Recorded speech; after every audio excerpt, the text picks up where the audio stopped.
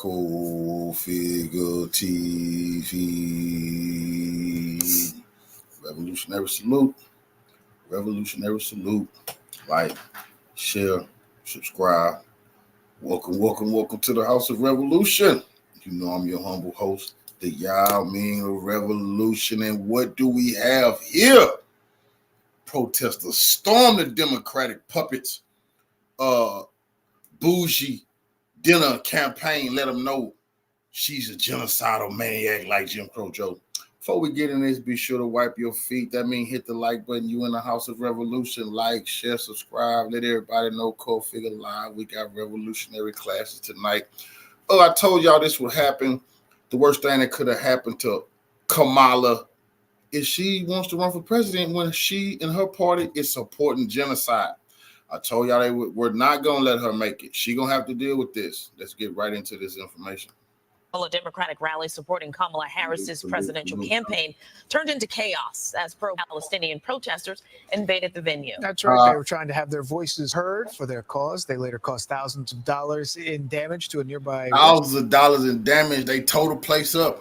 This is going to happen everywhere she go. Listen, if they... See, whenever they don't have the Greek freaks and their white allies in a place pretend like that's a rally, whenever they have regular people around, this is how Kamala Harris will be addressed by her party. This is not Antifa. This is not the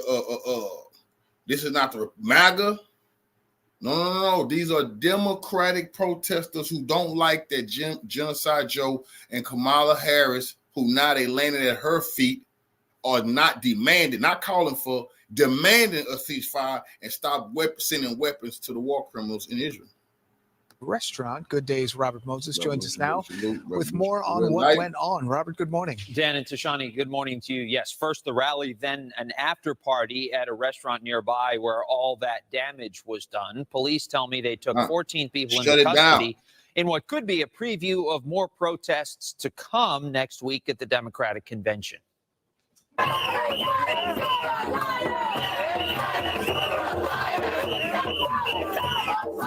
Last night, chaos. You a liar and you a genocider. This is who she expects to vote for her. I told people, remember the other day, she was interrupted by some Palestinians doing one of her campaign speeches. And I told you, people said, well, that may have been staged. I told you, are you crazy? They don't want to be nowhere near these Palestinian protesters or that war in Gaza. That is a boulder around her neck. And they going to confront her. And if she do win, she would have to deal with this rest of her motherfucking presidency. Man, please, these people finna put an end to her campaign. Ascended on Bird in Hand, a restaurant in Harlem near where prominent Democrats, including Governor Kathy Hochul and Mayor Eric Adams, had gathered earlier to show their support for Vice President Kamala Harris and her running mate, Minnesota Governor Tim Walz, neither of whom attended. Demonstrators interrupted the mayor as he spoke. Make sure you vote. Make sure you vote. Bootlicker, shoe shiner, bug dancer. They letting them know you boo. Nobody here to see you. That was only the beginning. Later, protesters stormed the restaurant during the after party. When police kicked out the demonstrators, mayhem erupted. Smoke bombs went off and protest. Smoke bombs went off. Ooh, the youngsters got smoke bombs. Hey, revolutionary salute. Them youngsters, boy, they not bonding. They not backing down. They don't care the cops there, Secret Service there, FBI there. Them kids don't give a damn about none of that. Protesters damaged part of the restaurant's outdoor seating area. Police say they took 14 people into custody. The violence highlighted how politically charged the war in Gaza remains in this election year. Earlier in the day, former President Donald Trump, who has been full-throated in his support of Israel, focused on a different topic in Asheville, North Carolina. The economy. So he don't got to keep bringing up the war. And it's already on the record. He told Benjamin Netanyahu, hey, cut it out. Bring the killing to an end right now. That's already on the record. But he gonna come out and say, I'm back in Israel to the fullest, behind closed doors. He never. I need to play the video where he punked Benjamin Netanyahu. When Netanyahu came here last week and went to go see Trump, they showing a video. Trump grabbed him by his hand in a show of dominance, drug him to his chest, and Benjamin Netanyahu was looking crazy. Trump just showing him who the boss is. It was a authority move. You ain't running nothing. Come here. Joe Biden can't jerk you by your arm, but I'm gonna jerk you, sucker. So, and the Palestinian protesters and the Muslims in America already said they don't want to hear what Donald Trump, because Democrats like to say, well, Trump would have been worse. You're in power and you're back in genocide. You got to deal with them protesters. What he says his opponent did or didn't do for it. Just remember, she goes to work every morning in the West Wing. Her desk is 10 steps from the Oval Office. The former president spoke for more than an hour, and he often veered off course, opining about the vice president's laugh. For nearly 4 years, Kamala has crackled as the American economy has burned. No, her laugh is career-threatening. That's a laugh of a person with some big problems. Tomorrow, it will be the vice president's turn to deliver her own speech on the economy, fresh off of Her speech on the economy. We know what the economy looking like because of people like her. But let's take another look at these Palestinian revolutionaries who crashed the party. It was VIP only. They say, we don't need no damn ID, man. You're bougie. They came in there looking for the Great Poupon. The Palestinian protesters say, where the Great Poupon at? We heard you add some caviar in here. Citizens' money goes to Israel and pays for this genocide. Well, we start this morning with breaking news coming overnight. Pro-Palestinian protesters stormed a Democratic gathering in New York, the Afterparty following a Harris Walz campaign event in New York City's Harlem neighborhood. It turned ugly when demonstrators clashed with police as they tried confronting Democratic leaders. This is a bad protesters setting off smoke bombs and reportedly causing... No. Yeah, you put this... Democratic protesters, those on MAGA. Those are Democratic protesters protesting their Democratic representatives because they're backing genocide. And they don't want to hear about Trump. They're there because they putting pressure on Kamala. She didn't want to show up. Her or Tampon Tim Waltz, her VP pick, who put tampons in the boys' bathroom. We want to talk. I sent an email to the Congressional Black Caucus. I'm waiting on them to get back to me. I want to know more about the tampons. That policy they're going to take all over the United States. I got to know this. Tampons in the boys' bathroom. But anyway, it seems like these people don't like that type of shit neither. Thousands of dollars worth of damage to the venue's outdoor space, not long after Mayor Eric Adams and New York Governor Kathy Hochul endorsed Harris and Walz. Helping us to break all of this down are Democratic strategist and News Nation contributor Kurt Bardella and professor at Washington University in St. Louis, Dr. Liberty Vetter. Good morning to you both. Well, let's start now with Alicia Neves outside of Harlem and outside that restaurant. Alicia, the site of the melee. Alicia, this was definitely a scary reaction and a preview possibly of what we can expect to see at the DNC as they get ready to kick off on Monday.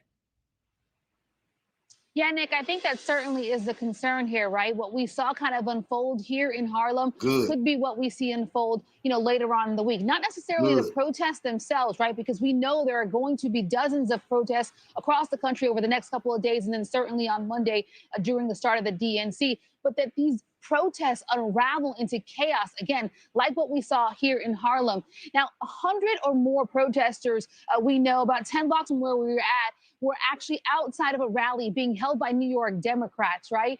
Those protesters chanting things like, you set Harlem on fire, or you set Gaza on fire, and calling for a ceasefire. Now, attending that rally, these Democrats in New York were people like Governor Kathy Hochul, Mayor Eric Adams. In fact, at one point, Mayor Eric Adams was giving a speech and was interrupted by protesters, and he responded to them essentially saying, quote, I don't mind you being across the street. I don't mind that you want to raise your voice, but the election is the real fight.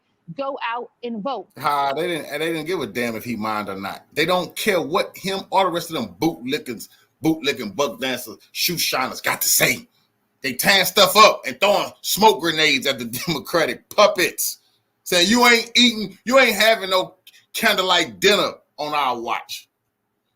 after that rally, though, where we're at now was kind of the after gathering of some Democrats. And this is where things kind of unfolded and unraveled into a bit of a chaotic scene. This you can see right next to me is kind of a small restaurant here in Harlem. And you had those hundreds of protesters come to the small restaurant, pack the outside of this corner and kind of the outside venue of this restaurant, damaging some of the furniture here. You can see kind of that plot right there of that plant right there, missing its pot. They're the hell with that plant. Unfolded here, but they went inside and they were screaming things like, you know, a ceasefire in Gaza. You set Gaza on fire, trying to kind of raise the alarm and be kind of the first of one of these protests that are happening kind of around the country. We know that this unraveled in terms of there was smoke bombs out here. Again, this is a tiny little corner here in Harlem. There were smoke bombs out here. There was clashes with police and thousands of dollars in damages to this restaurant. Eventually, authorities were able to control. But to your point, Nick, the concern here is greater than what happened here today. It's, you know, what's going to unravel over the next couple of weeks. This is something that's going to continue to follow the Harris-Walz campaign, Nick. Yes. Question, though, Yes. What the hell you mean? Until the election day, them people on her trail, she can't have real rallies. She got to have control. Remember, they was members only, VIP, reserved to her campaign rally. Why do they want to close it off to normal people? Because that's going to happen. These are Democrats, the youth, all those bougie elitists, these they damn kids saying hell no to genocide. They can't run away from this. She can't stick her head in the sand. And guess what? The coldest part, all those kids vote. Those ain't a bunch of, see, a lot of black people that study say, oh, they ain't gonna vote. You know, they say that, oh, they just talking. Guess what? All of those youngsters registered voters. Hard, they on the college campuses, they everywhere. The Democrats got a major problem on their hand. That ain't going nowhere. For you, what do we know about the protesters? We saw several of them being led away in handcuffs.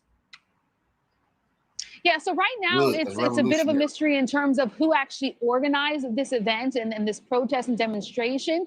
In terms of the protesters, we know from our affiliate here in New York, ain't no organizers. Affiliate WPIX. Ain't no organizers. Ain't nobody for you to target. Those regular God-fearing Americans just showing up to do their freedom of speech, you know, stand up for unity in the community. They hate genocide. That's an American thing, not to love genocide, goddammit. So ain't no leader who organized this. Oh, the Most High did it. More than a dozen people were taken into custody. Some of those people were actually apprehended, and some of the people were actually given summonses. So unclear who organized this, but it was a very organized event and certainly one that turned into chaos here, Nick.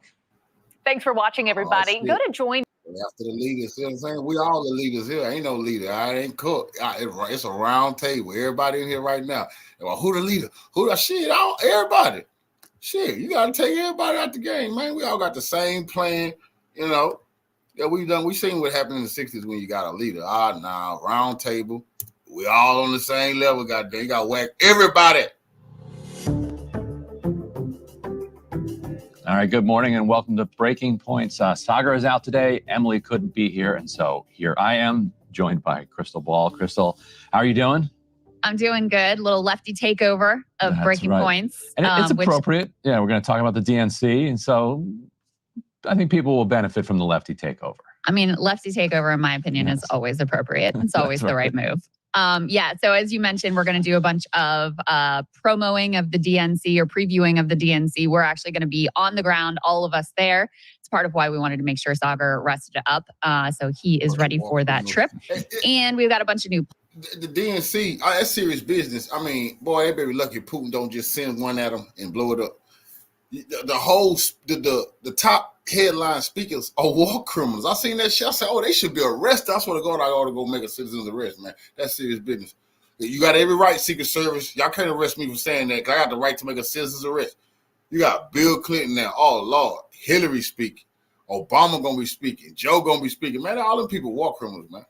New polls we're going to dig into from some interesting states and some Tim Walz approval ratings we want to take a look at, see how he's doing with the people. We have both candidates talking about the economy. Kamala Harris issuing her very first policy pronouncements expected. What is that happening Friday? I think she's given that speech. That sounds right. Yeah. First one that's not a reversal of her past positions exactly. Right. She's gone from backtracking to now we may actually lay some groundwork in terms of what she backtracking. See what I'm saying? See how they just brushed that off? Oh, that ain't funny. That she's backtracking. She's trying to find out what policy she should say after ripping her first policy was a ripoff of Trump. This is crazy. It's like they cheating. It's like you in school, they watching she's sitting next to Trump, and whatever he write down, she write down. That's crazy. But that's what they doing. They waiting on Trump to say some more stuff so they can cook it up, post some baking soda in it, and cook it up, make it seem like it's something else. She might actually do. We've got some grumblings from the right, including Megyn Kelly and Candace Owens, about Trump and his team and how his campaign is going. We've got the media deciding not to publish any of the hacked Trump campaign documents, obviously stark contrast with how they handled 2016. So I'm particularly interested to hear Ryan's perspective on that. We've got Mehdi Hathman coming in. He's got a documentary about the absolute horrors that are being perpetrated in Gaza. So looking forward to speaking with him about that. And we got a little Ryan special. He's taking a look at MDMA therapy had a major setback at the FDA. And you've got two different experts coming in to talk about this, right, Ryan? Yes, both of them actually have been, heavily involved in the decision that the FDA released recently not to move forward with legalizing it for medical purposes. So, kind of a mess, complicated. And we'll talk to them. They disagree. To give soldiers ecstasy. Hey man, soldiers who come back from war. You don't need no goddamn ecstasy. Cut it out. Pretty strongly about which direction to go, and both of them played a kind of leading role in this mess. Greek so it's interesting because they're both. You see what they're trying to do? They want you to be swingers. Boy could be a girl. They want to pass out ecstasy and all that. Man, that's disgusting. But don't let that sneak past you neither, nigga. I'm saying hell no. You don't need to be passing out ecstasy to the soldiers and shit like that. Advocates for the therapy, but they had very different views about what they wanted the federal government approach to be. So I'm looking forward to watching that one personally and hearing what the different perspectives are there. But let's go ahead and get to the first block here. As we mentioned, the DNC is starting next week. It's easy to forget because everything just happened so fast and it feels like a million years ago at this point that Joe Biden dropped out of the race. But this is quite an unusual situation where, just a couple months ago, we thought it was going to be a different guy who was being coronated at the DNC. Now we've got Kamala Harris and Tim Walz. As I mentioned before, and can put this up on the screen, all four of us are going to be on the ground in Chicago. There we are. Look at that exciting group of people. Good looking crew. So just so you guys know, the timing of the shows, because, most of the action of the DNC is in the evening. So timing of the shows and the structure of the shows, all that's going to be a little bit different next week. But as always, if you are able to support us, these sorts of things are expensive, but I think also add a lot to what you guys get out of the product. BreakingPoints.com if you can become a premium subscriber.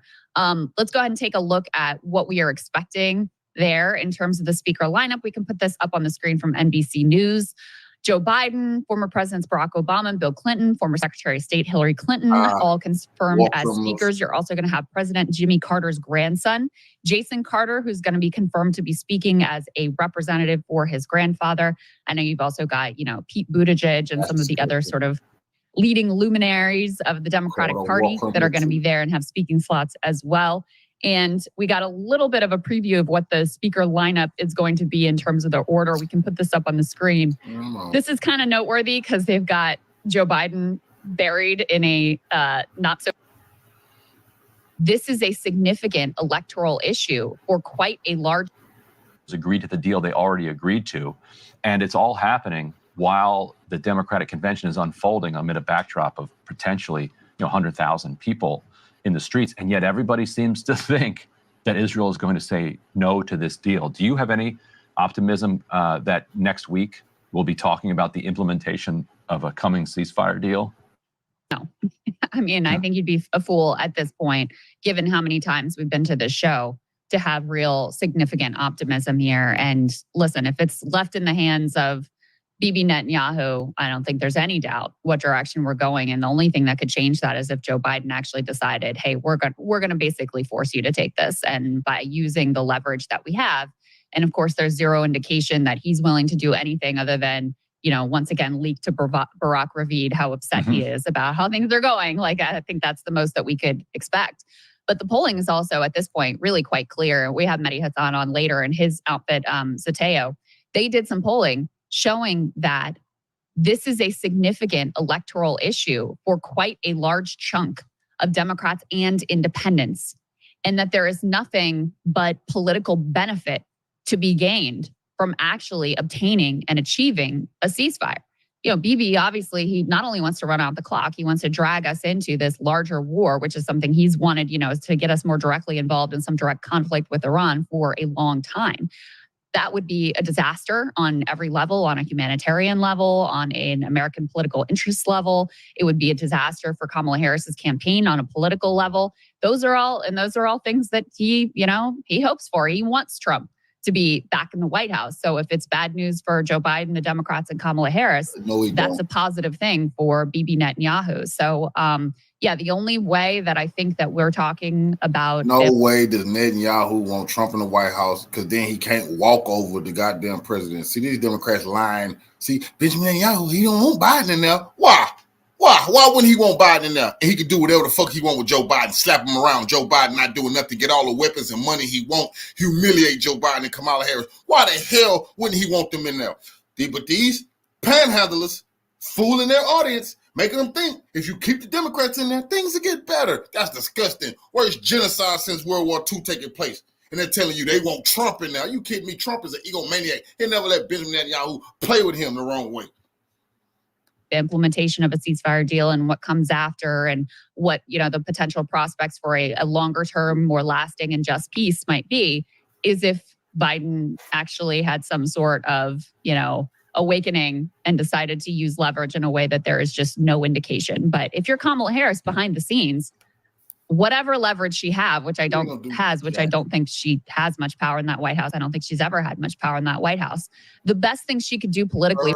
Her husband is a Zionist, a small hat. I told you this is a marriage of convenience. She don't even have his last name. He's there to watch over her. They done got her this far. They want to drag her across the goal line. But they want us to think that this Jewish lady, Kamala, that's what she is. She lives a Jewish life. It's cool, whatever they want to do. That's her family. She has a Jewish family. Just look at her family, her husband, and their kids.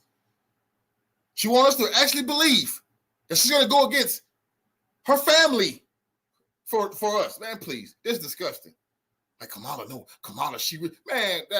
these people is really out of their mind. And nobody want to talk about the elephant in the room. The elephant in the room is that her husband is a Jewish guy. They're never going to bring that up. They don't want to bring that up. All this black talk. But they want to talk about she has a Jewish family. It ain't Hebrews. For herself would be to press and push Joe Biden and his team to put that kind of pressure on Netanyahu to achieve the ceasefire deal, because those protesters are a visible reminder of one of the biggest political problems that she has, and one of the most difficult situations that she has to resolve. Because, Ryan, I'm curious your thoughts on this. I was on Majority Report last week, and Sam was asking me this question of, okay, but, she's the vice president. Like, how far can she really distance herself from Joe Biden? Doesn't she just kind of have to do this, like, wink and a nod that I promise, guys, I'll be different, and send out some, Ben Rhodes onto Chris Hayes' show to signal, like, no, guys, she's really going to be different if she gets in there. Do you think that's true, or do you think there's more room for her to separate herself from this monstrous genocidal policy of Joe Biden?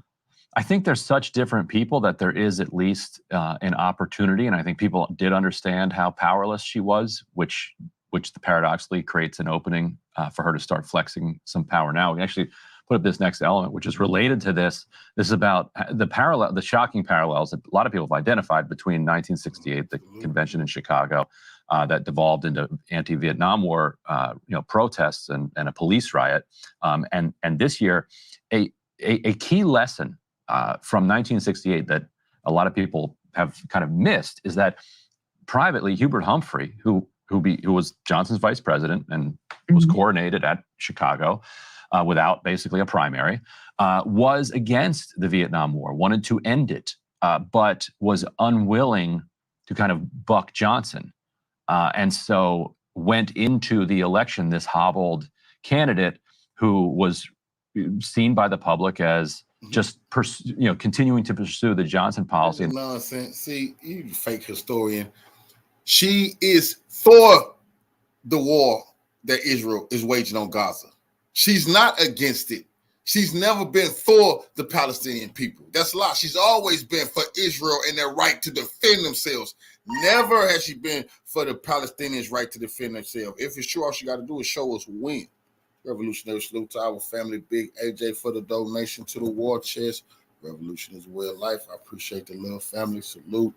But yeah, so they gonna keep lying to people and pretend. See, because they want to just get her in office. Then she do like every other president. She don't back none of her shit up that she said. She's just in there now. They're like, just give her a chance to get in there. Then set her clear-cut policies. What clear-cut policies? She ain't, listen, she haven't always been no vice president. When did she take a stance against Israel? Never. Now, you done had the so-called squad, standing revolutionary salute, Queen. You done had the so-called squad standing up for Palestine, but going against Ukraine. We didn't like that. That was very foolish. But they've been getting picked off. They've been getting, two of them have lost their matches. Two Congressional Black Caucus members have lost their seats in Congress for standing up for the Palestinians. That's kind of crazy. You should lose you can stand up for Palestinians, but you should lose your seat for standing up for us, which they didn't do. Now, if they would have went down demanding reparations, lineage-based reparations, they would have been legendary within our communities and would have went on to do bigger and better things. But since they went out standing up against genocide, but that still leave a bad taste in all our mouth. We're like, bro, you could have at least put some of that injury towards us. But the Congressional Black Caucus did not stand for them. They got, took out. Kamala Harris never stood up for them, and they know that. She never once spoke on their behalf. Please, so we are to believe if they get her in, then she gonna start standing up for people. Man, please. Not having his own path towards peace, under pressure from the protests, he eventually said that he would propose, a halt to the bombing. Johnson then got mad at him about that and said it was undermining his negotiations with the Viet Cong. Kissinger and Nixon then back-channeled in a genuinely treasonous way to the Viet Cong and urged them not to cut a peace deal because they would get a better deal. If Nixon won in 1968, that not only was that treason and cost the lives of many Vietnamese and Americans, it was a lie. Like they did not get a better deal. The war went on for many years. So I was expecting perhaps a replay of that. Trump is very much a Nixon kind of acolyte. Yet, speaking of Barack Ravid, he reported for Axios that Trump, I don't know if you saw this, had a call with Netanyahu and told him, buddy, you need to take this deal. So even the Trump administration, which presumably would benefit, or the Trump campaign. Trump did not call Netanyahu and say, buddy. You see how they threw that? Buddy. No, that's what Joe Biden said. Trump did not say, buddy, take the deal. I just told you what they're not going to report. Trump said, hey, stop the killing. But they're not going to report that because that means Trump cares about the Palestinians. You see how this is fake news? This is crazy. So when Trump start caring about the Palestinians, they won't even report it. He didn't say, buddy, take the deal. He did demand that they take that Hamas deal because Trump know if Trump getting that, he gonna make him take. He gonna sign his signature and say, yeah, Benjamin Netanyahu agreed to this peace deal. I deserve a Nobel Peace Award.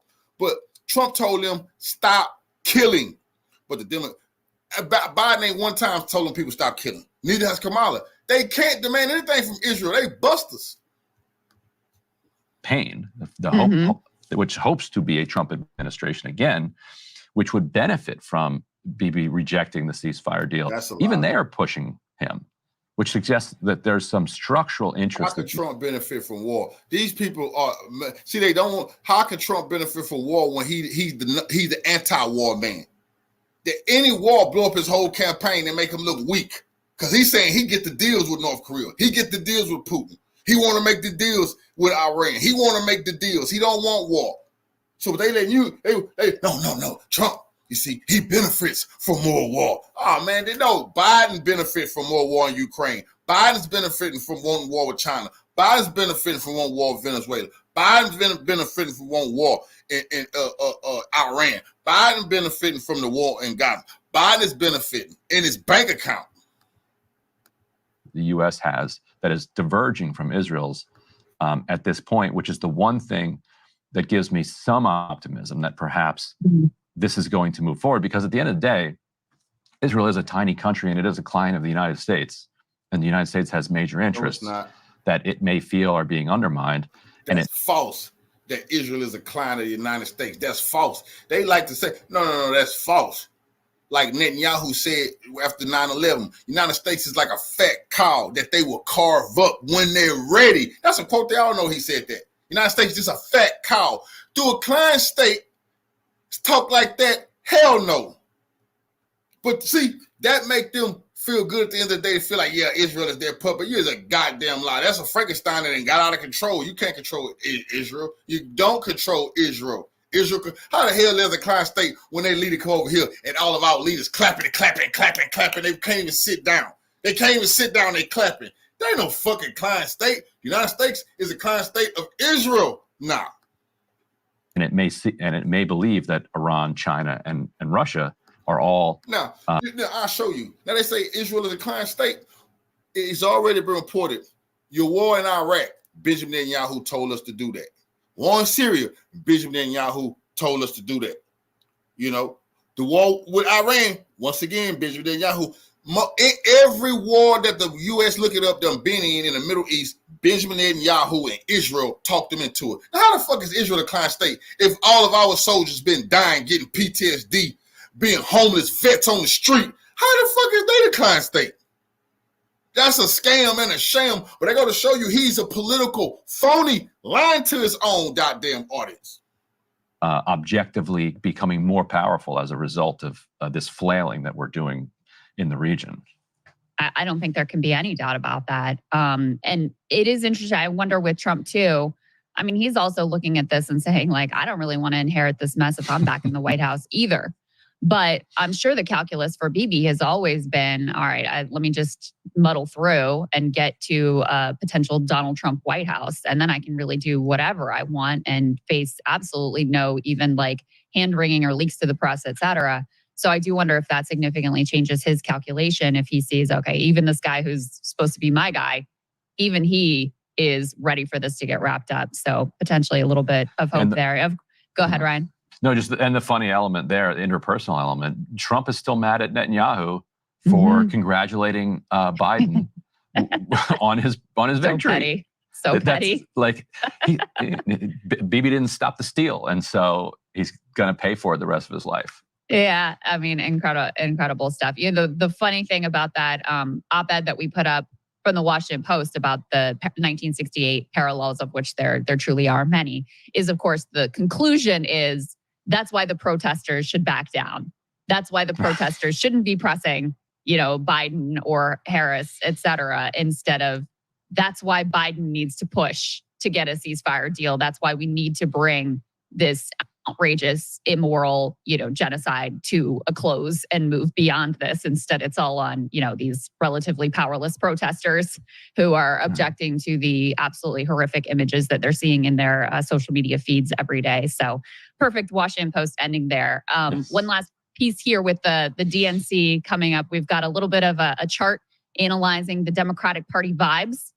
The all-important vibes heading into the DNC. So this is just among Democrats. It's from Civics. And they asked people, how are you feeling about the way things are going in the U.S. today?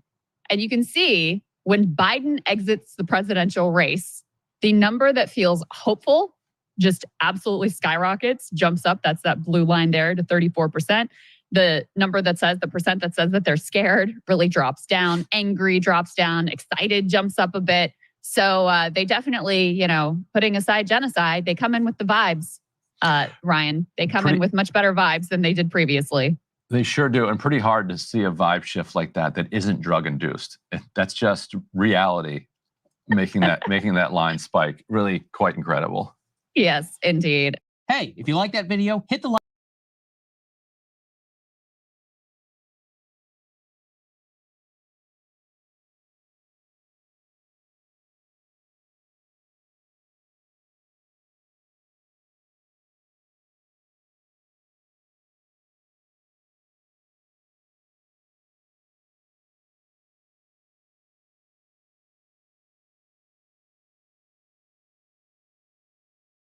Well, we now know conclusively that Joe Biden was forced out of the race thanks to a coup that placed Kamala Harris in his place. And we are heading for a repeat of 1968 at the Democratic Convention, where the leading candidate at the time, Bobby Kennedy, was assassinated, of course, replaced by a candidate no one wanted and who didn't receive any votes.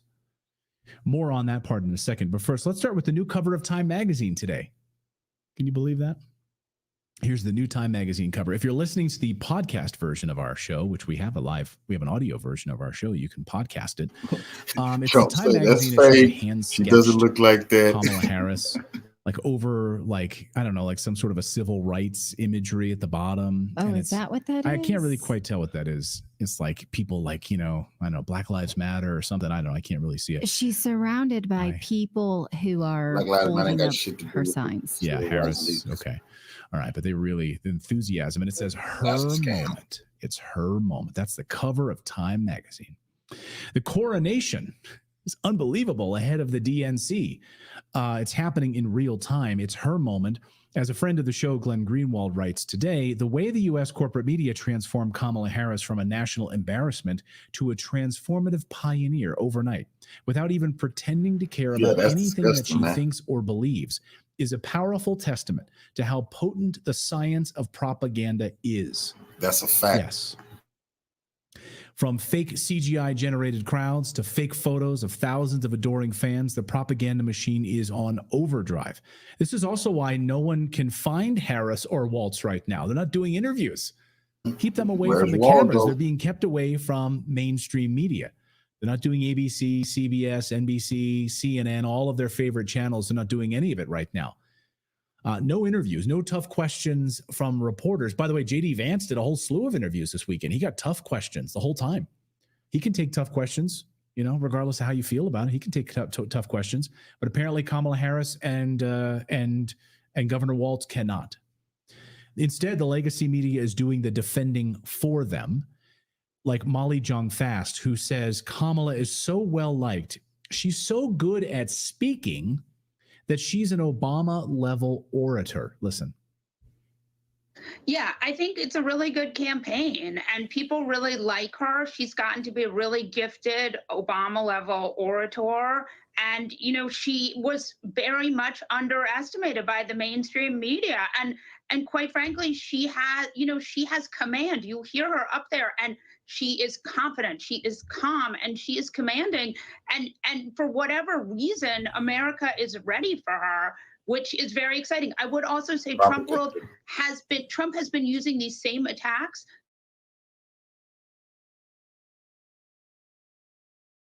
against Harris, against Biden, and against Hillary.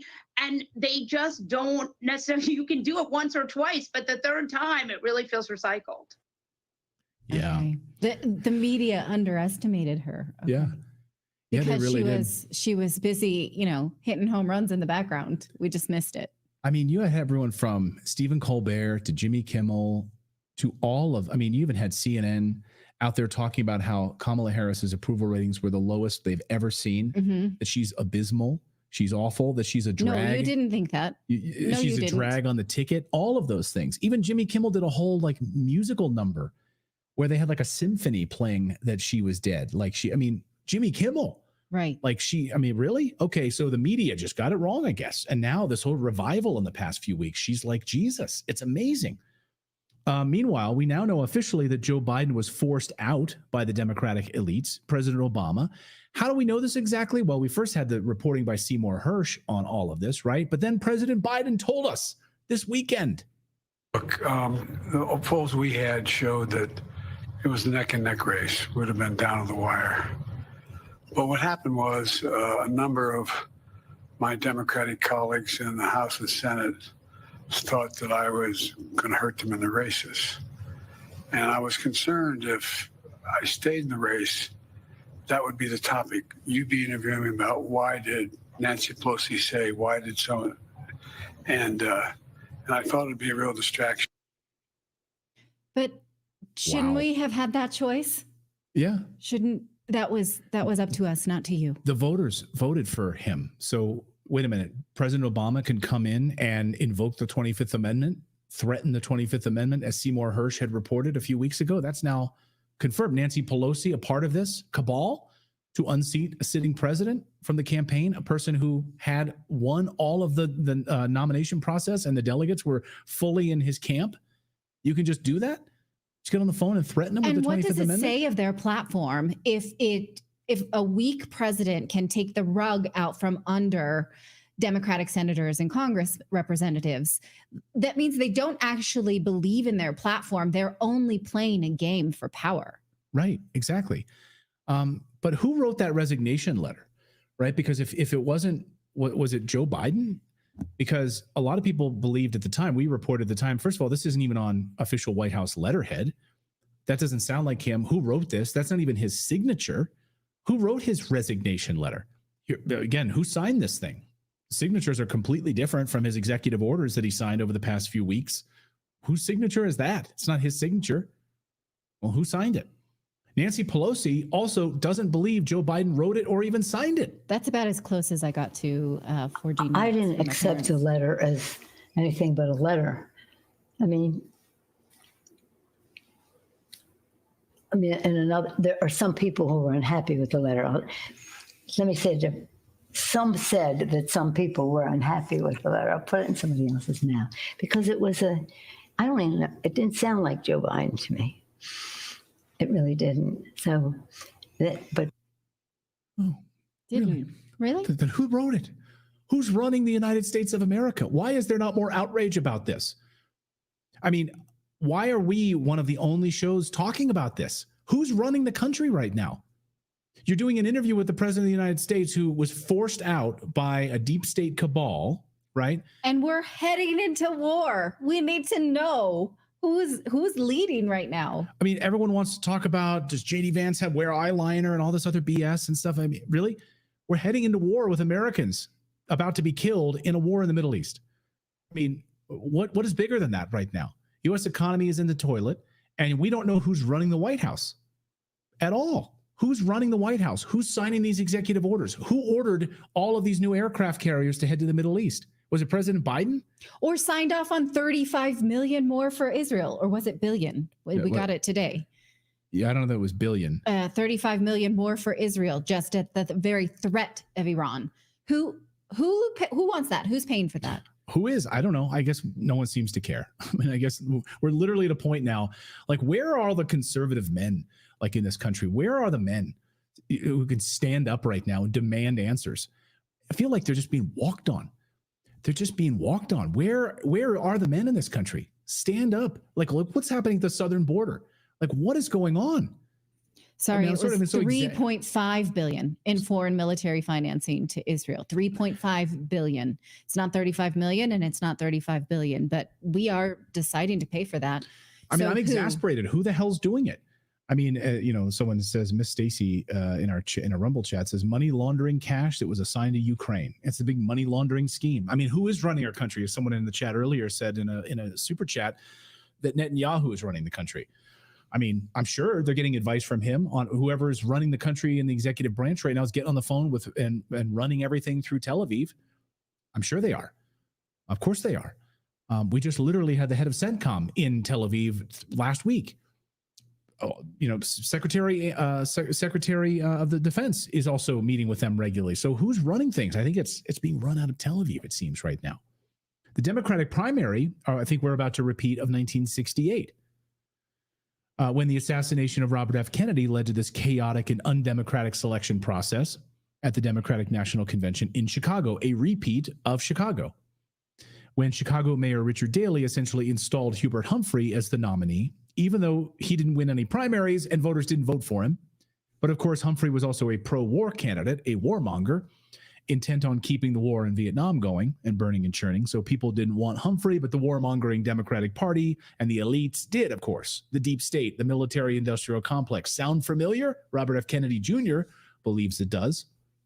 Bob, does today's news affect your campaign moving forward? Well, I think everything affects my campaign. I can't tell you how, and I try not to make predictions because I try not to do spin. But I think, as any of you can see, that we're living in a very, very dynamic situation now. It's unprecedented in American history. In fact, the closest thing to this, when I look back on American history, is the 1968 primaries where my father participated and was killed. And ironically, these, the convention, the Democratic convention this year is being held once again in Chicago. And in 1968, the Democratic Party tried to fix that convention with Mayor Daley basically anointing Hubert Humphrey, who was the DNC's choice, and there was chaos that erupted, and it destroyed the Democratic Party for a decade. So I think we have a lot to learn from that history. As I think Mark Twain said, that history doesn't repeat itself, but it rhymes, and it's really rhyming right now. People in the chat are saying, like, Clay, what do you think we should do? Like, what? Right? Look, I'm like, where are the men? Where are the people that can organize and get together? We keep hearing about these mysterious. Oh, there's 100,000 individuals up in North Dakota that are ready to march on Washington and peacefully march on Washington and make demand. I don't know where these people are. I mean, the United States border is wide open, and remember there was supposed to be some massive truck convoy that was heading there. Yeah. Whatever happened to that? Like, whatever happened to? I don't know what. I was talking to a high-level conservative the other day, and he said conservatives are just getting walked all over right now. They're just sitting there waiting and watching. Yes. And I don't know what's happening, but Democrats, they're literally rolling over the country right now and allowing this to happen. We're going to see war happening in Chicago in the next few days. And, you're going to see the media spin on what's going to happen at the DNC and the tens of thousands of illegal Venezuelans and illegal immigrants that have taken over Chicago, and the native population of Chicago being pushed out, jobs lost, pushed out of shelters, and totally run down communities as a result of illegal immigrants pouring in there. It's really, really sad. As Kathy Richardson in our chat says, the real men that you're looking for, Clayton, have been fluorinated into submission. Yeah. All right. Feels like it. But I mean, right now, he's accused, Robert F. Kennedy Jr. has accused the Democratic Party of rigging the nomination process, endorsing Kamala Harris, who is obviously monumentally unpopular. The mainstream media in the United States, as Natalie just pointed out in her piece, has basically rewritten her as this economic messiah, that she's going to somehow come in and save us from inflation. And, and the mainstream media, of course, is coronating her with a front page of Time magazine. The mainstream media is not pressing them into doing any sort of interviews, getting to the bottom of Tim Walz's record. What has she done on the border? Yeah. Jonathan Karl, who on ABC News was the one who on air said she was the border czar. And now he's saying, no, she was never the border czar. The mainstream media is rewriting this in real time. But bit by bit, one economic policy at a time. That's absolutely right.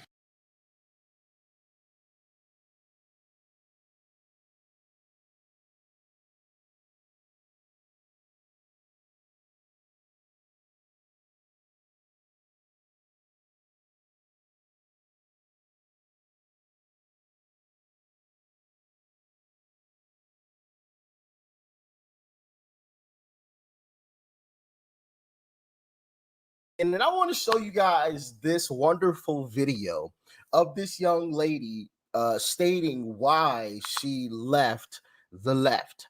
I always find these videos fascinating to hear people's story on how they were lost and kind of figured things out and said, you know what, I'm not voting for the left anymore. I'm moving over here to the right and I'm voting for Trump. Because obviously I had the same kind of awakening moment. And one thing that I find is that a lot of these stories are very, very, very, very similar to mine, if not exactly the same, So I always love these. Whenever I come across them, I'll probably show them to you. Well, not whenever. I won't say whenever, because there's a lot that I do come across. But if you guys like these types of videos, maybe I'll show more of them. How about that? So let me know in the comment section if you like videos like this. But with that being said, let's dive in. I used to be a far left extremist, and now I'm going to vote for Donald Trump. First thing that started to make me want to leave the left was I watched a Trump press conference, and I watched it thoroughly. And then the next day, I remember watching my usual news, CNN and similar news outlets, and seeing them spin, twist, and take things out of context. And as somebody that watched the press conference, I knew that he didn't say those things. I've always been pretty anti-establishment and wanted to vote for people that would represent the everyday working person. And I was fooled, like a lot of people, into thinking that that was the Democrat Party.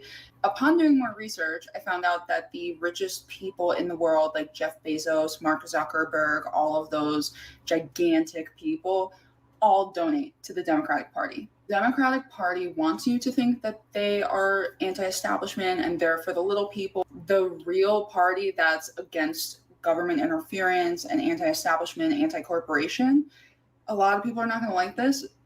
It's Republicans. When I was super far left, I made a small critique of Joe Biden and everybody attacked me. Like everybody. I was for Joe Biden at the time, but because I had made a small critique, I had people that didn't want to be my friend anymore because I didn't agree with 100% of what Joe Biden was doing. And they jumped down your throat for every little thing and then run around promoting tolerance, but they're intolerant to everything that they disagree with. I started to notice that a lot of my far left friends and far left people in general want everybody around them to walk on eggshells. So what I mean by that is they kind of make themselves minorities and they're not. Between the crazy pronouns and all of those types of things, they want people to be uncomfortable around them. They want that attention so badly that oftentimes they're abusive to the people around them. In general, the Democratic Party tends to promote anything goes behavior, which to me is straight up demonic. They say you don't have to be a human being, you can be a cat. Democratic Party pushes you can do anything you want and everybody else needs to conform to that. And that's not good for society. We as humans need structure. The left is very racist. They love to call everybody but the left racist. They think that minorities are incapable, that they're dumb, that they need white saviors. They think that Black people can't understand normal concepts. Like they give them absolutely zero credit. They think they need to speak in Ebonics. There needs to be hip hop or trap rap involved, and that there needs to be like twerking. Like that to me is incredibly racist. Their media channels are very obviously programming them to think certain things and act certain ways, and they can't like see through that. There's zero discernment insight. When Kamala was vice president, even the left hated her. I remember seeing this on CNN. They said she had the worst ratings as a VP in history. But as soon as CNN changed their tune, the entire left is like ready to do a song and a dance to get this woman elected. And she wasn't even voted in. Like, how does any of this happen and everybody's okay with it and defending it when nobody liked her prior? Democrats don't even know what they stand on and consistently change their viewpoints based on what's going to benefit them. For instance, at one of the prior presidential debates, Kamala attacked Joe Biden for being racist and then ran under him. So that's an issue that you care about, but it's fine as long as... 1,000% agree. 1,000% agree. You know, there's so much hypocrisy that goes on the left. I mean, it's absolutely ridiculous. Like I don't know. It's mind-boggling. Just absolutely mind-boggling. You know, when she was talking about mainstream media blatantly lying about Uncle Trump and what he says, and you know, they bend and twist his words. Like what was one of the more recent ones? The bloodbath, right? When he was talking about the auto industry, you know, saying that, hey, the auto industry is going to be a bloodbath because they're allowing foreign countries to come in here and take over. They're going to allow that. And he was like, bro, if they win, it's going to be a bloodbath for this auto industry. But mainstream media took, oh, it's going to be a bloodbath if I lose. You know, oh my goodness, Trump's threatening violence, blah blah. You know, the whole nine. Or when they said he said there was good people on both sides, right? Which is one of the. This is also one of the ways that they bend and twist his words. They take his literal words, so they could say that he said it, which he did say. There are good people on both sides, but they take just this much of that clip and they don't show you the rest. Like they didn't show right after that, where he was like, I'm not talking about the neo-Nazis or the white supremacists because they should be condemned totally. Like, I have that on tape. But the thing is, they know that their viewers aren't going to go look this stuff up, which is why sometimes I drop the types of YouTube shorts that I drop. Like I dropped a YouTube short that showed that, yes, Trump did say there's good people on both sides. But after he said that, he also said, I'm not talking about the neo-Nazis or the white supremacists. They should be condemned totally. Stuff like that. Or when they say, oh, yeah, Trump never condemned white supremacy. Well, okay.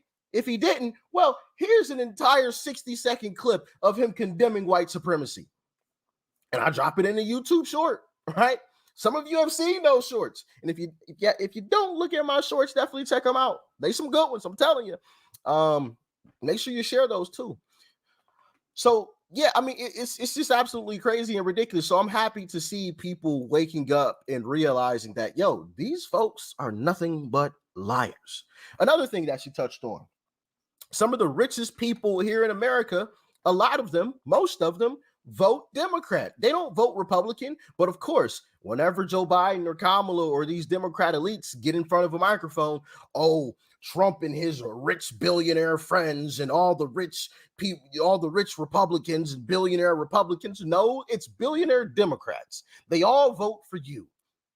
As a matter of fact, Mark Zuckerberg had Zuckerbucks for you, right? So stop it with the nonsense. These rich folks vote for you. They campaign or donate to you, right? So like the whole Republican rich billionaires, blah blah blah, yeah, nonsense. And another thing she touched on, I'm telling you, like she was hitting it. That's why I wanted to show y'all this video. It's all about love and positivity from the left until you disagree. The moment you disagree, all that love and positivity stuff goes out the window. It's gone. You can't find it. It's all about diversity until it comes to diversity of ideas. The moment you don't fall in line and become a sheep, right? The moment that you actually start thinking for yourself, you're like, hold on, wait a minute, this don't actually make sense. I have a different thought process on this. Shut up, you hateful, you know, it's the same thing every time. But yet they accuse Republicans of being the mean and nasty folks. But when I was on this journey of discovering the truth, I never got any hate. Never. From any Republican. It was all love and positivity. It was all, hey, Rich, why don't you check out this video? Hey, Rich, why don't you check out this clip? Or look up this person. See what you think about this, or look up this debate. It was all helpful. It was all love. The only hate that I've ever received have been from Democrats. Call them names. Nobody ever comes with any facts to back up anything, these Democrats. It's all name calling. It's all, oh, you bootlicker, oh, you this, all you.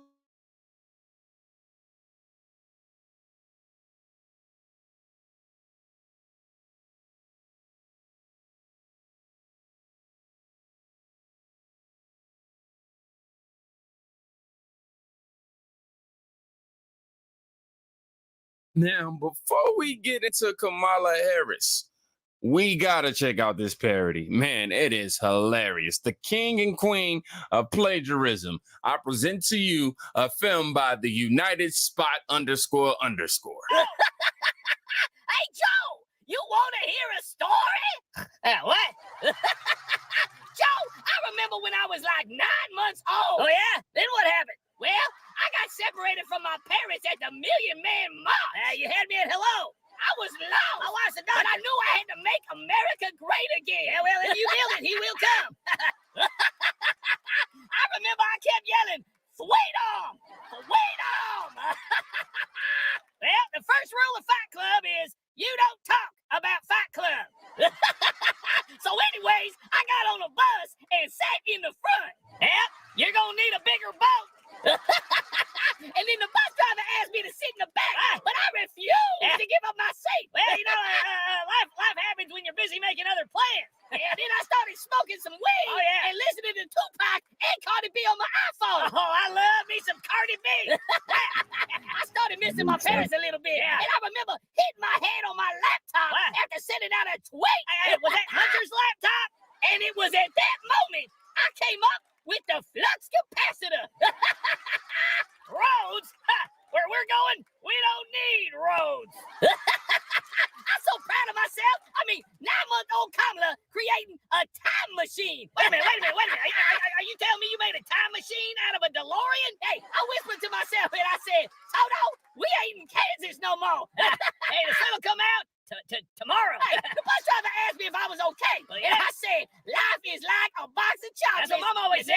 what you gonna get.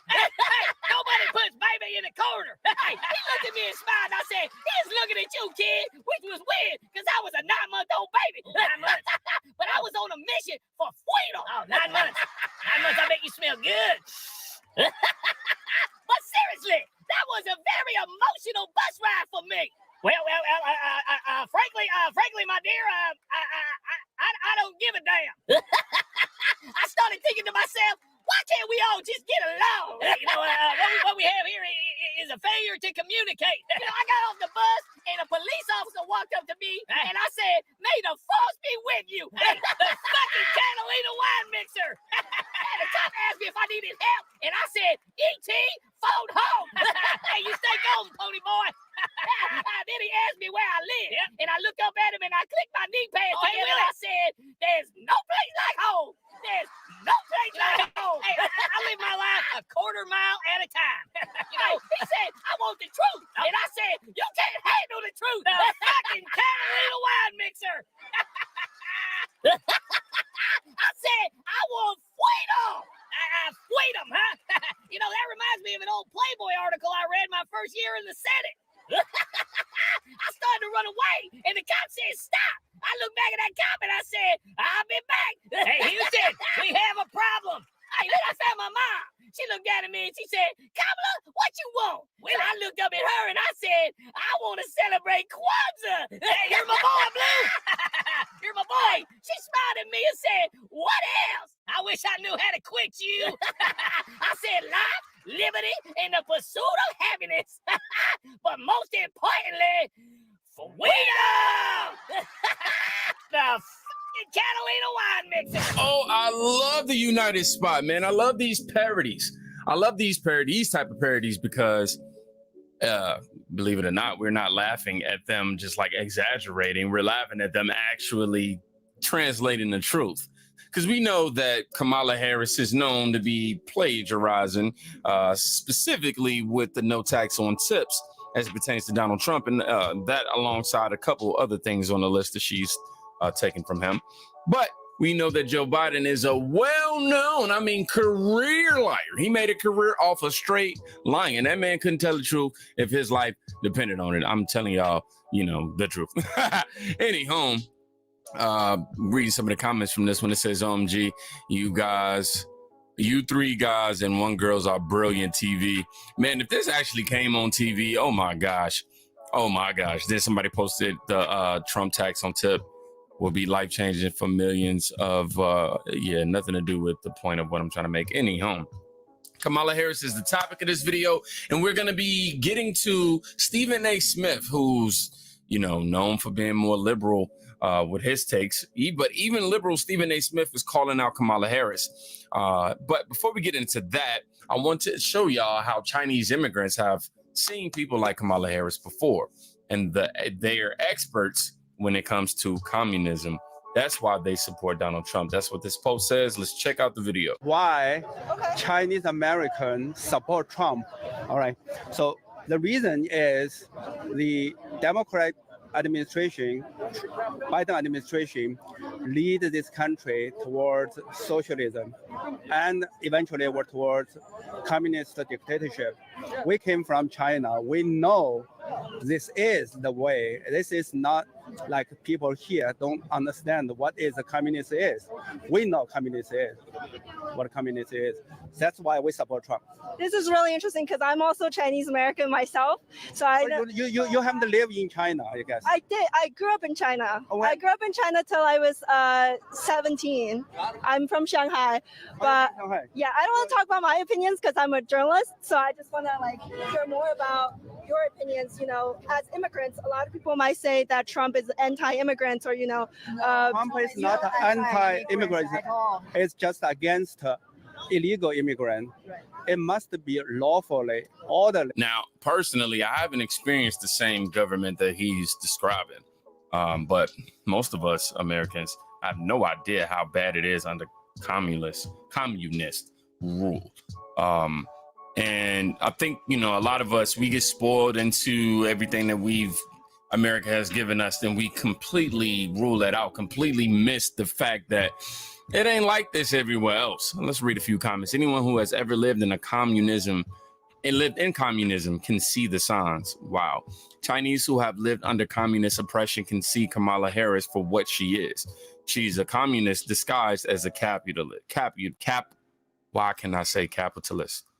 I don't know what happened, yo.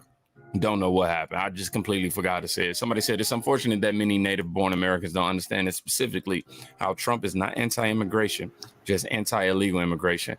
But for whatever reason, man, the left has done an incredible job of keeping us, of misinformation. My bad, I had a brain fart. And incredible job of making. What you can't do is let these people have you fooled on the communists, because I see a lot of black people talking about, we don't want the communists. Bro, you have been living under a capitalist dictatorship.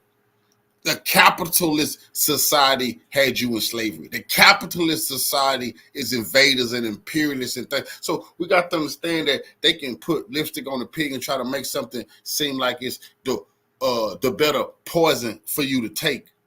And that's why we got to avoid that, because I'm not buying all that. Well, they're going to bring in communism. And like, man, that ain't the damn problem.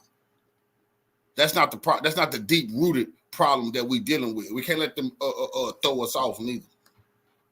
Making you believe that Donald Trump is just anti-immigrants or anti-anybody trying to come here and pursue the American dream. And that's just simply not true. That's not the case. But moving on to Stephen A. Smith. Because the small hats, they created all of those social structures and put them all in the play. Capitalism, communism was started by the small hats. Also, Lenin, Trotsky. These people were small hats. They got themselves doing things up under a communist brand. Even liberal Stephen A. Smith is calling out Kamala, quote, "You're running for the presidency of the United States of America. What are you hiding for? Not a single press conference, not one single one-on-one sit-down interview where somebody gets to question you at all, y'all." Let's go in here. Now, Joe Biden stepped aside as the presumptive Democratic nominee on July 21st. Okay? Now I'm going to look at this right now. I'm looking at my calendar because I just want to make sure. July 21st was a Sunday.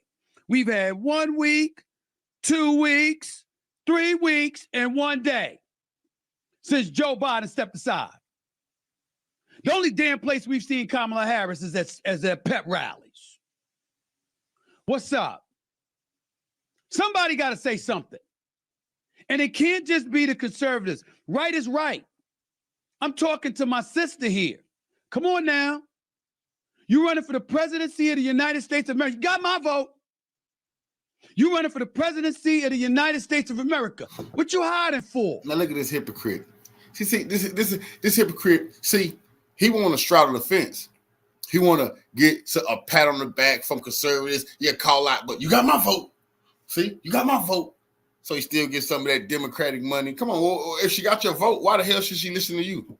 Why should she come out and say anything? This is the problem. They giving her these votes. She don't have to answer no questions. She don't have to tell you no policies. This dude is a fool. Why are you coming out talking about you got my vote and then demanding some questions be answered? That's the problem with a lot of these clowns. They just say anything. And I mean hiding in plain sight. Somebody got to say it. Somebody got to say it. Now, you can't be running for the presidency of the United States.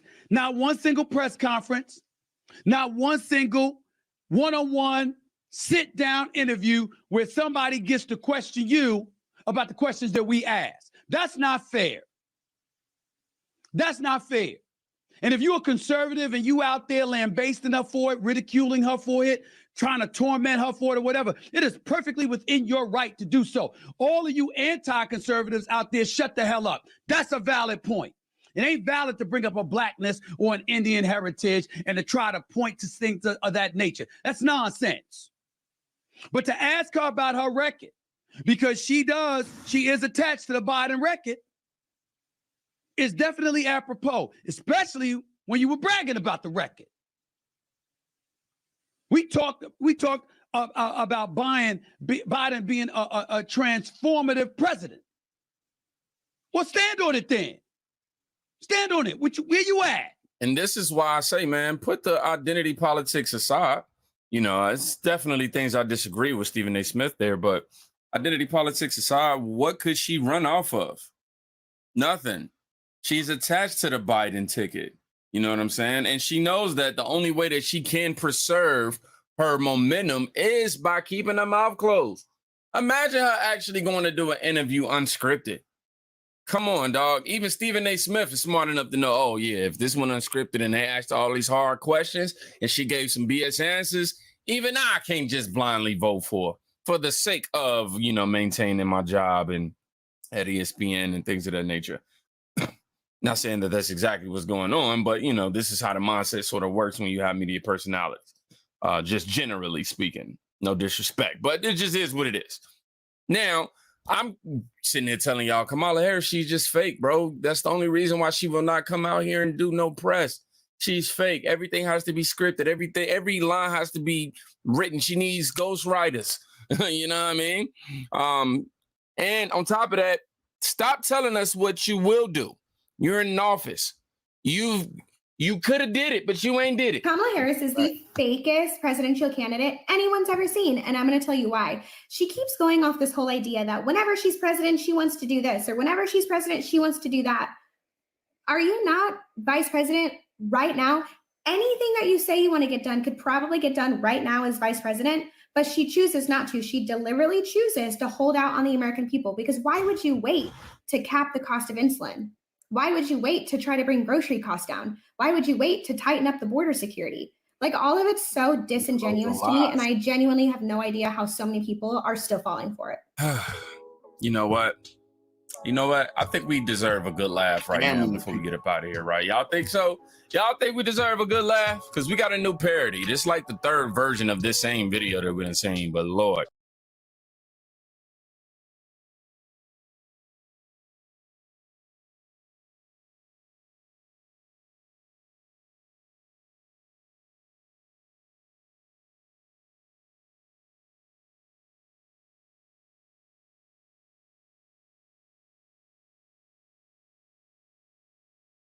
Figure out how to make my money pay more bills. What do I need to give up? That sort of thing. They need counseling because they're carrying so much debt. They're buying food. Brand new numbers on how fast prices are going up. The rate of inflation tells us that. And today we see consumer prices went up year over year, prices by 2.9%. Now, while that remains much higher than when Biden and Kamala Harris took office, this new number is the lowest we have seen in 3 years since March of 2021.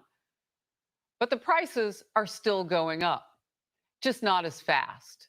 That's what that means. And Americans are hurting. They tell us every day. Just a couple of headlines now. Financial pressures on American consumers continue to rise, and paying the bills is harder than ever. Are voters supposed to feel joy? Certainly very little joy when everyday expenses like food, gas, housing, energy, even auto insurance and pet food have skyrocketed by double digits since Biden and Harris both took office. Vice President Kamala Harris has begun to shift her stump speeches to reflect the economy more, and what she says, despite promising to tackle high prices for years, we still have them. The cost of groceries has gone up. The cost of gas has gone up. It's one of the highest priorities, actually, for the president and for me. Fighting inflation is one of our administration's top economic priorities. For many Americans, prices are still too high, and we still have work to do to address that. When I am president, it will be my day one priority to fight to bring down prices. A recent Financial Times poll shows just 1/3 of people saying that they think they would be better off financially under Kamala Harris. NBC News talked to a panel of Black voters in Philadelphia and got their take on the Biden-Harris economy. It wasn't good. What do you care about most right now? Economics, education, reentry. What are they going to do for my people that lives in the communities where I am from? How can they go into a home and help that family to save their children? We need the funding. We want the help. If a working class mom who works as a paralegal cannot buy a $2 bell pepper because it's now $5, imagine a mother living on food stamps. Imagine a mother who's making minimum wage trying to feed children. They're killing us without killing us. It's either feed my child or how about feed my children and I don't. God bless her. Steve Moore, economic advisor to former President Trump. Look, I want to make it very clear. The prices likely may not go back to what they were before this administration. I mean, I've had experts tell me that. I'd like to get your thoughts on it as well. So do we have to adjust to a new normal that woman was just laying out if we don't do something drastic moving forward? Yeah, Harris, it's interesting because if you look at what happened under Trump, Black Americans had the biggest income gains of any president in history. Black Americans did very well. Also, the lowest unemployment rates and the lowest poverty rates ever for Black Americans. And then you contrast that with what's happening today. And that focus group was very interesting. I mean, I hear the same thing when I talk to Hispanic parents, when I talk to Black parents, and everybody's really been crushed by this inflation. And you raised a very good point earlier, Harris. You hit the nail right on the head. That yes, the rate of inflation is coming down, but everything's still getting more expensive. And so if you look at just the price of going to McDonald's, if you look at the price of buying meat and eggs at the grocery store, if you look at people's rent and mortgages, those are up in some cases by 25 and 30%. A new report just came out yesterday by the Federal Reserve Bank showing that Americans are having to go further into debt, Harris, because they cannot pay their bills. This is not a good economy. Yeah. It's an economy that's really stressing out middle class and lower income people. One of the things I brought up with former President Trump recently in an interview was the fact that counseling credit organizations are seeing a hike, a tremendous hike, in people trying to figure out, well, can somebody help me figure out how to make my money pay more bills? What do I need to give up? That sort of thing. They need counseling because they're carrying so much debt. They're buying food, groceries with credit cards. So we know people are hurting, and now the people who help them are just overwhelmed with the level of need that's out there. I want to get to this. President Biden, with a rare public outing yesterday, answered this question about the new Democratic presidential nominee, Kamala Harris. Let's watch. How much more progressive is Vice President Harris than you as a candidate in the general? The issues we've worked on together have made great progress economically. No one calls what we did on infrastructure progressive. It's a good policy. So that's what it's like. Here's a peek at some of those wildly expensive policies that Biden claims no one calls progressive. The Inflation Reduction Act, which didn't actually do that. Multiple student loan bailouts against the U.S. Supreme Court. He still wanted to move, didn't care about that. The American Rescue Plan, the infrastructure bill, a $1.4 trillion debt increase across fiscal years 2022 and 2023, and slowing leases on federal land for oil and gas drilling. Look, and I also want to point out that shortly after he got into office, Joe Biden declared that the pandemic was over. So continuing to spend money, I don't know what the plan was there, but it hurt us. Steve. Well, by the way, more people died of COVID under Biden than under Trump, which is amazing because the most virulent strain of COVID happened under Trump. That's true. So when Kamala Harris attacks Trump for his handling of COVID, and look, mistakes were certainly made under Trump, but it was much, much worse under Biden. All of those numbers that you've been showing indicate that you had a prosperity under Trump. People's incomes were going up. The average family gained about $5,000 to $6,000 in income, which was a record for the United States. And under Joe Biden, even with the rate of inflation coming down, the average family today, Harris, is about $2,000 poorer than they were when Trump left office. In other words, people haven't gained ground, they've lost ground. Now, Kamala Harris was in charge of two things as vice president. We all know that she was the czar for the border. That didn't work out so well. We had the worst border ever. And she also was one who was in charge of helping bring down inflation. That didn't work very well either. And I'll repeat one other thing, because I think most of your viewers know this, but she cast the tie-breaking vote in the United States Senate for those two multi-trillion-dollar spending bills. Yeah, I mean, Biden has often said that she's the last person in the room on all of the decisions that are important to Americans. She was there. It's her administration, too. And just yesterday, the campaign, or day before yesterday, her campaign put out that there's no daylight between Biden and Kamala Harris and their policies. So I think it's clear. And what hasn't worked, I would surmise, would be the continuation of what we'd see now unless something drastic changes. Steve Moore.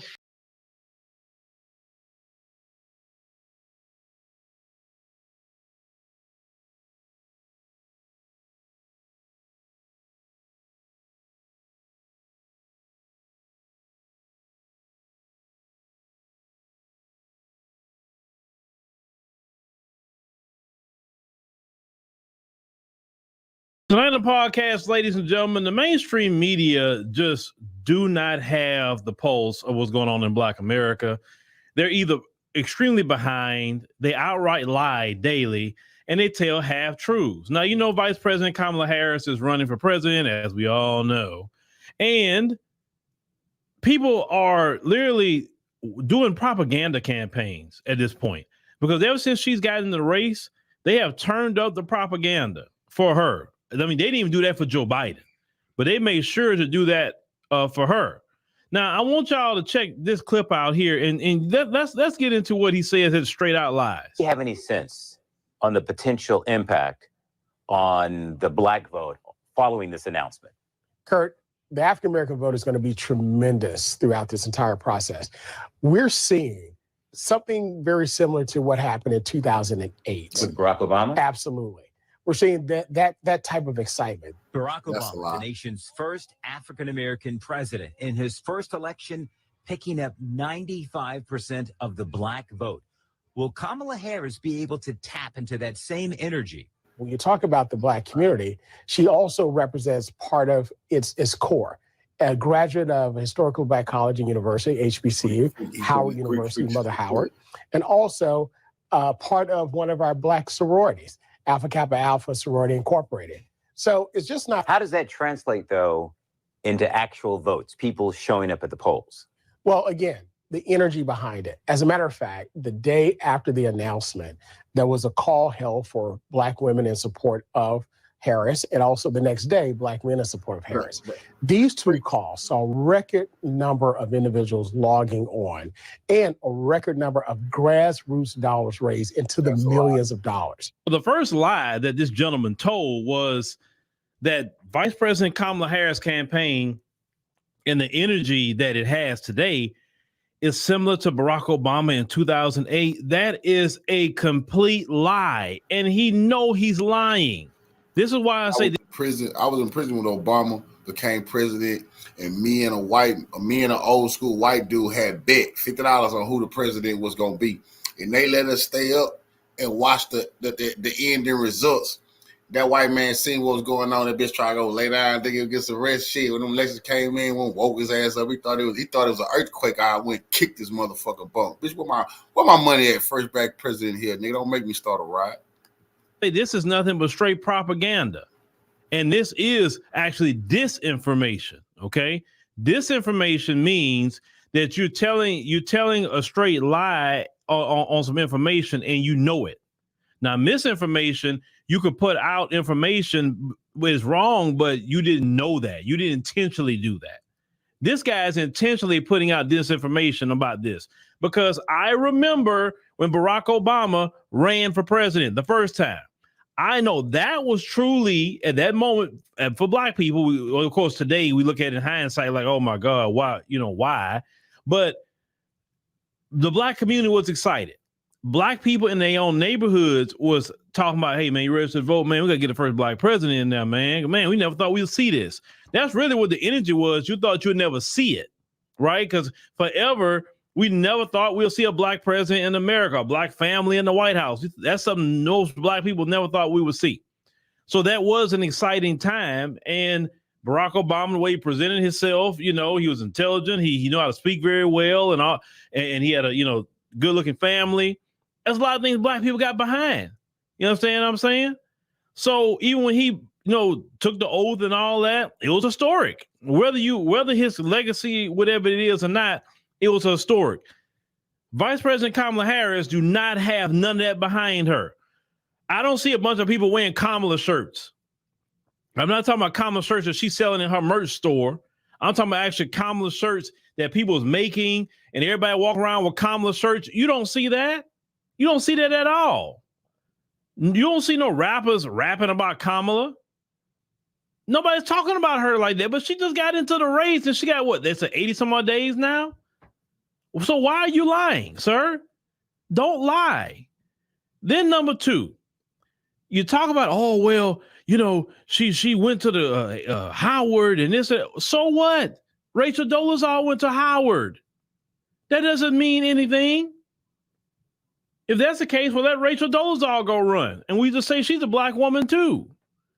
I don't know why is it that they keep bringing up her going to Howard like that. Say, oh, she went to Howard? Oh, shoot, man, I'm voting for her now. Like, huh? Yeah, so did Pete Diddy. Then you're sitting up here touting Vice President Kamala Harris, but then you're talking about this call with black men and black women. The majority of the black electorate did not get this call. No, stop lying. Y'all was in y'all little corners, y'all little boule circles, and y'all did, this was the boule and their connections doing that. That was not the majority of black America.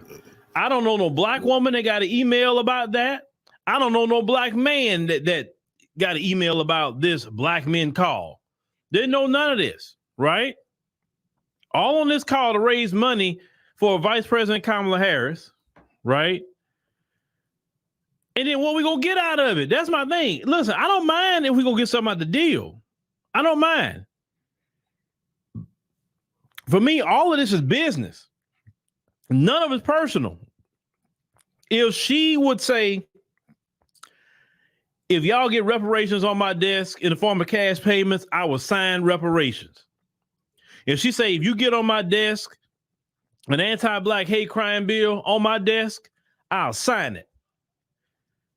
If Vice President Kamala Harris was saying that and constantly saying that and saying this is what I'm trying to do for the black American community, then I'm like, okay, well, shoot, man, we need to look more into Vice President Kamala Harris now because she's trying to give a tangible to black Americans. With politics, I have no permanent friends, no permanent enemies, just permanent interests. My permanent interest is what's happening to black America.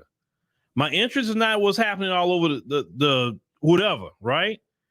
Because we all have learned in the black American community, no other group gonna look out for us but us. We can't ally with nobody because when we ally, it's a one-sided relationship. We doing all the work, they getting benefit, and then when it's time for them to ally with us, they don't do it. So that's why we say, hey man, y'all do you, and we gonna do us. It's just bottom line. Now, I may talk about some things that other people may agree with, like illegal immigration and things like that. But at the end of the day, if it's affecting my community, I'm going to say something. If Vice President Kamala Harris get off of the open borders, if she get off of all that promoting deletion of children to our black community, and start talking about at least those two issues that I mentioned, then I'll say, okay, well, let's see what Vice President Kamala Harris got going on. Because realistically, Trump has not mentioned any of that either. But I see the migrant crisis as so dire and how that's going to destroy black America, literally, if she gets in there, because she is pro-open borders. That's what she's about. That's what the Biden-Harris administration has been about, is open borders. And not only that, papering them up, giving them thousands of dollars in funds when they get here, giving them free hotels. Which one of you got a free mortgage or free rent right now? None of you, but they got it. That comes from the Biden-Harris administration. They would have to stop all of that mess for me to even start considering, say, okay, let's see what she got going on. Because even if you get reparations, you still can't be pro-open borders. No. But these people are lying. They get on TV, they lie, they lie, they lie. But they want to be on you talking about fact checking and all this other stuff. Go fact check them. And who is these so-called grassroots organizations? Who are they? You never mention them. Or this one is that one, is that one, is this one. You never say who they are. We the grassroots, goddamn. That's the issue too. So that's why a lot of people have checked out and listening to y'all. But it's my job to make sure I keep my ear and my eye on you, because I know, unfortunately, some of our people still watch you, still watch local media. You know, when I'm talking about local media, I'm talking about when they giving commentary on the political side. I'm not talking about your local news stories. That's not what I'm talking about. Some of you still watch the CNNs, the MSC. Even though you may watch me, you still watch that too. Some of you may still watch Joy Reid. Not to keep an eye on Joy Reid, but some people just still think she got something to say. She don't. Joy Reid has nothing to say. Joy Reid is bought and paid for. But, ladies and gentlemen, that's part of what we're here to do, is to catch them when they're lying. They're going to see in November, she's not going to get 95% like Obama got. She's not going to get 95% of the black vote. That's not happening. Even Biden didn't get that, and that was his vice president. If anybody should have got even 95%, it should have been Biden, because Obama picked him, and he didn't even get it. Right? So let's see what happens. We all know what's gonna happen, but I think they're gonna have a rude awakening. I'm not saying that more black people are gonna vote for her than they would have voted for Biden. Of course, some of them will. I mean, I'm not silly to that. But what I'm saying is, it's not gonna be 95%, and that's what he's trying to get at. Oh, everybody's so excited about her. No, and you talking about what, her concerts that she's having? She's having concerts. People are going to see Megan Thee Stallion and anybody else that she's inviting. And then people are filming after they perform. They're leaving. They're not even listening to her like that. That's embarrassing, right? Because she don't really want to go out there on her own and do a rally without nobody trying to bring their crowd in. You're avoiding the media, which is not a good thing to do.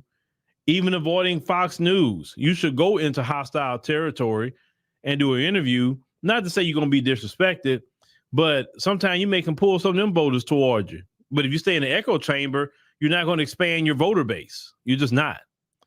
But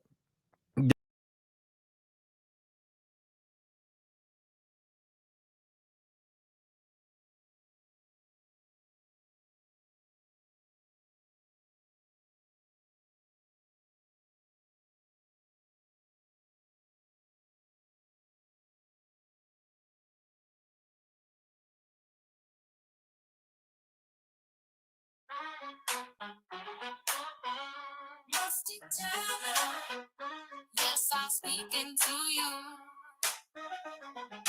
Musty tether, where you fleeing to?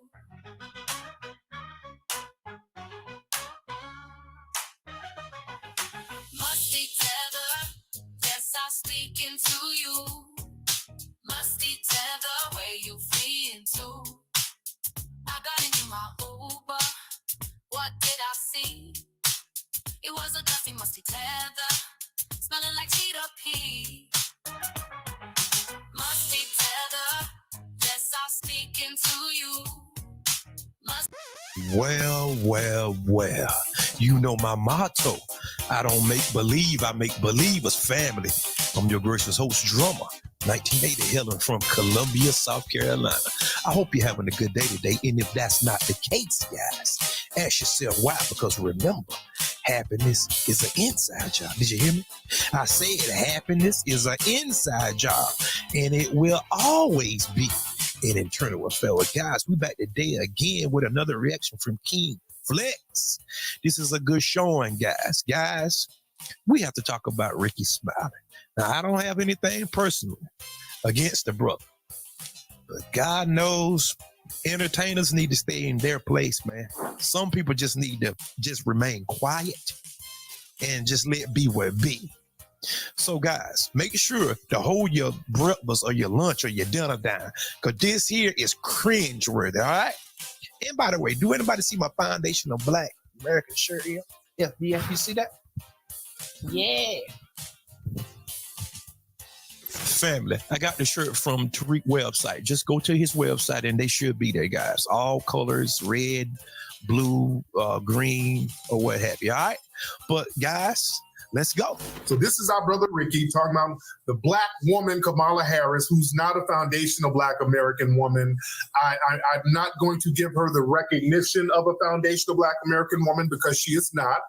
She's East Indian and she's always lived like that. Her going to an HBCU, Rachel Dolezal went to a damn HBCU. This is not a foundational black American woman.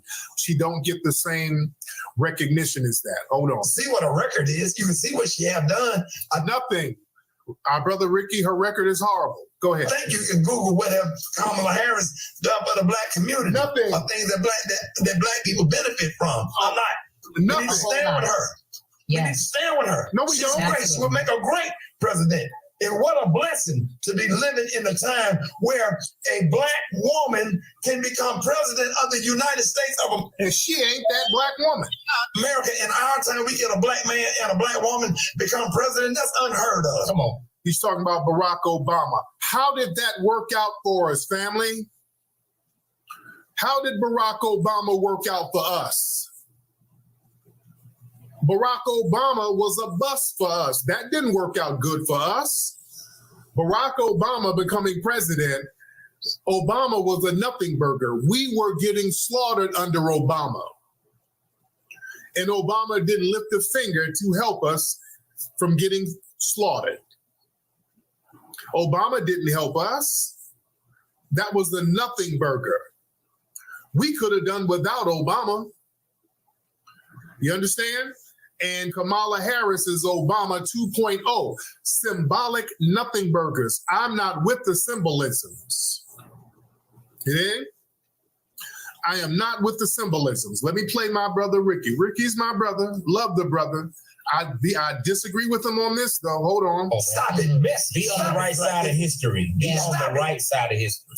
That's so, it's just the Amber Rose and everybody got all these videos and stuff and talking about Kamala Harris talking out of both sides of her. Which How would you say something so disrespectful? Even if you felt that way, I wouldn't dare make a video or say nothing like that to the vice president of the United States of America that's trying to stand up and that's going to possibly pick 2 United States Supreme Court justices or whatever to try to keep the laws in place that Thurgood Marshall and all of the people that have paved the way and try to redo and get back into some of this settled law with.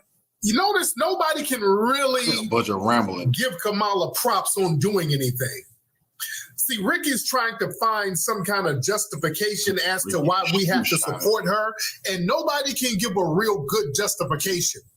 It's always some symbolic stuff. Well, she's going to possibly pick some Supreme Court justices to do what? These Supreme Court justices ain't doing nothing for us. The one that Ketanji, what is she? She's ain't doing nothing for us. What has Ketanji done to help us? I don't give a damn about symbolic positions. I'm over that. This whole, well, they're going to get somebody high up because see, a lot, my brother Ricky and a lot of these other people, they are real proud of their fraternities and sororities. So this is a good look for the Divine Nine. That's that whole bag where they get to pop their collar. Oh yeah, one of our frat and sorors are up here in that position. So that gives shine to their little frats and sorrows. That don't do anything for the black masses. I'm all about the black masses, the foundational black American masses. See, rolling, all of these dudes running around here Greeking and stomping and stepping. And that's what that whole thing is, that whole boule Greek thing. That's a notch on their belt.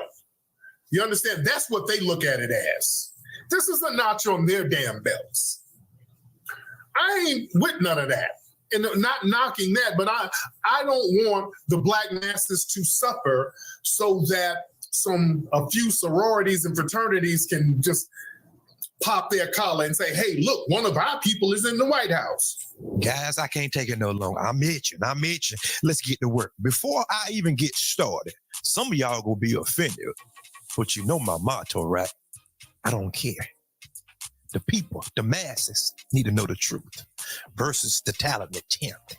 Just because it's a good look for your organization or the talented 10th or the divine 9 is what they call them, right?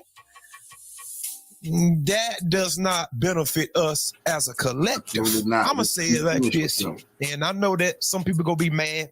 They done ruling I don't over care. us. Whenever it comes to the talented 10th, they call them the talented 10th. Simply because they the talented 10th Sambos. Oh, God. Huh? What? I said it. These HBCUs, these fraternities, all these Greek organizations, boule from the top to the bottom. Stand on that dead net. The advisors to the king.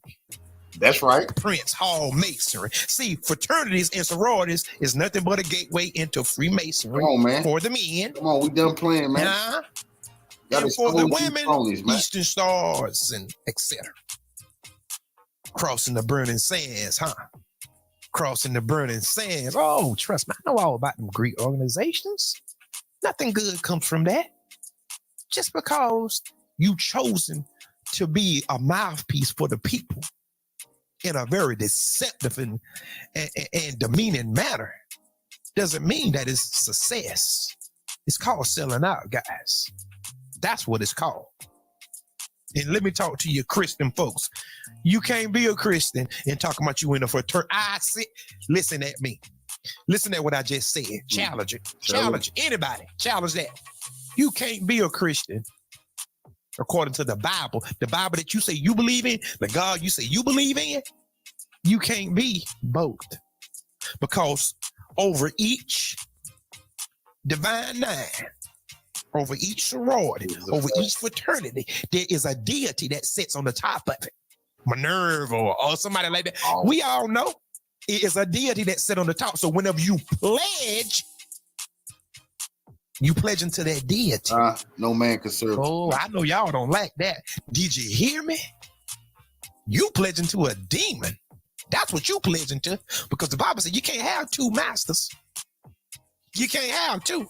And whenever that you go to them events, you know ain't nothing about them events Christian. So I'm just talking to the Christian folks on that. Nah, let me get back. Ricky Smiley, I have nothing against you, brother. But this is not it, bruh. This is not it. No. It's better for you just to be quiet. No, see, we not playing with him. Hell with Ricky Smiley. He pushing the Greek freaks. He pushing that that agenda. Now you see why they don't give a damn about our kids transitioning. We got to call them out. Say they fools. They ain't people give a damn about no abortion. Because these people are not really spiritual. That's a hustle. They've been playing even our family members. They've been playing you. You're not part of their fraternity, so you really not in. You see? That's serious goddamn business. This has all been a scam on us. They of blackface. They've been using black. They are absolutely DEI highs. All of them. I don't give a fuck how much education they get. They've been throwing on a black skin suit when it's time to get the job and talk black, black, black. People don't give a damn about us. Bougie bastards. But nah, this is when we get to get some get back. This is when we get to squeeze their ass up out of power and then let them know it's us doing it to you. All that run on TV talking about the black vote. Nobody, black people ain't with you. But it seems as though they pick these certain people to put them in position and they serve as the puppets, the mouthpieces to come to the people and to convince us that, oh, this is the best candidate. The elders have warned us about these organizations. They always dance. They always singing. They always talk. I don't care nothing about that. What is her policies? What policies do she have for us? Specifically, not no minority coalition. No. Because when she goes to the Asian folks, it's just that. Do you understand? Whenever they send money to Ukraine, it's just that. When they send money to Israel, it's just that.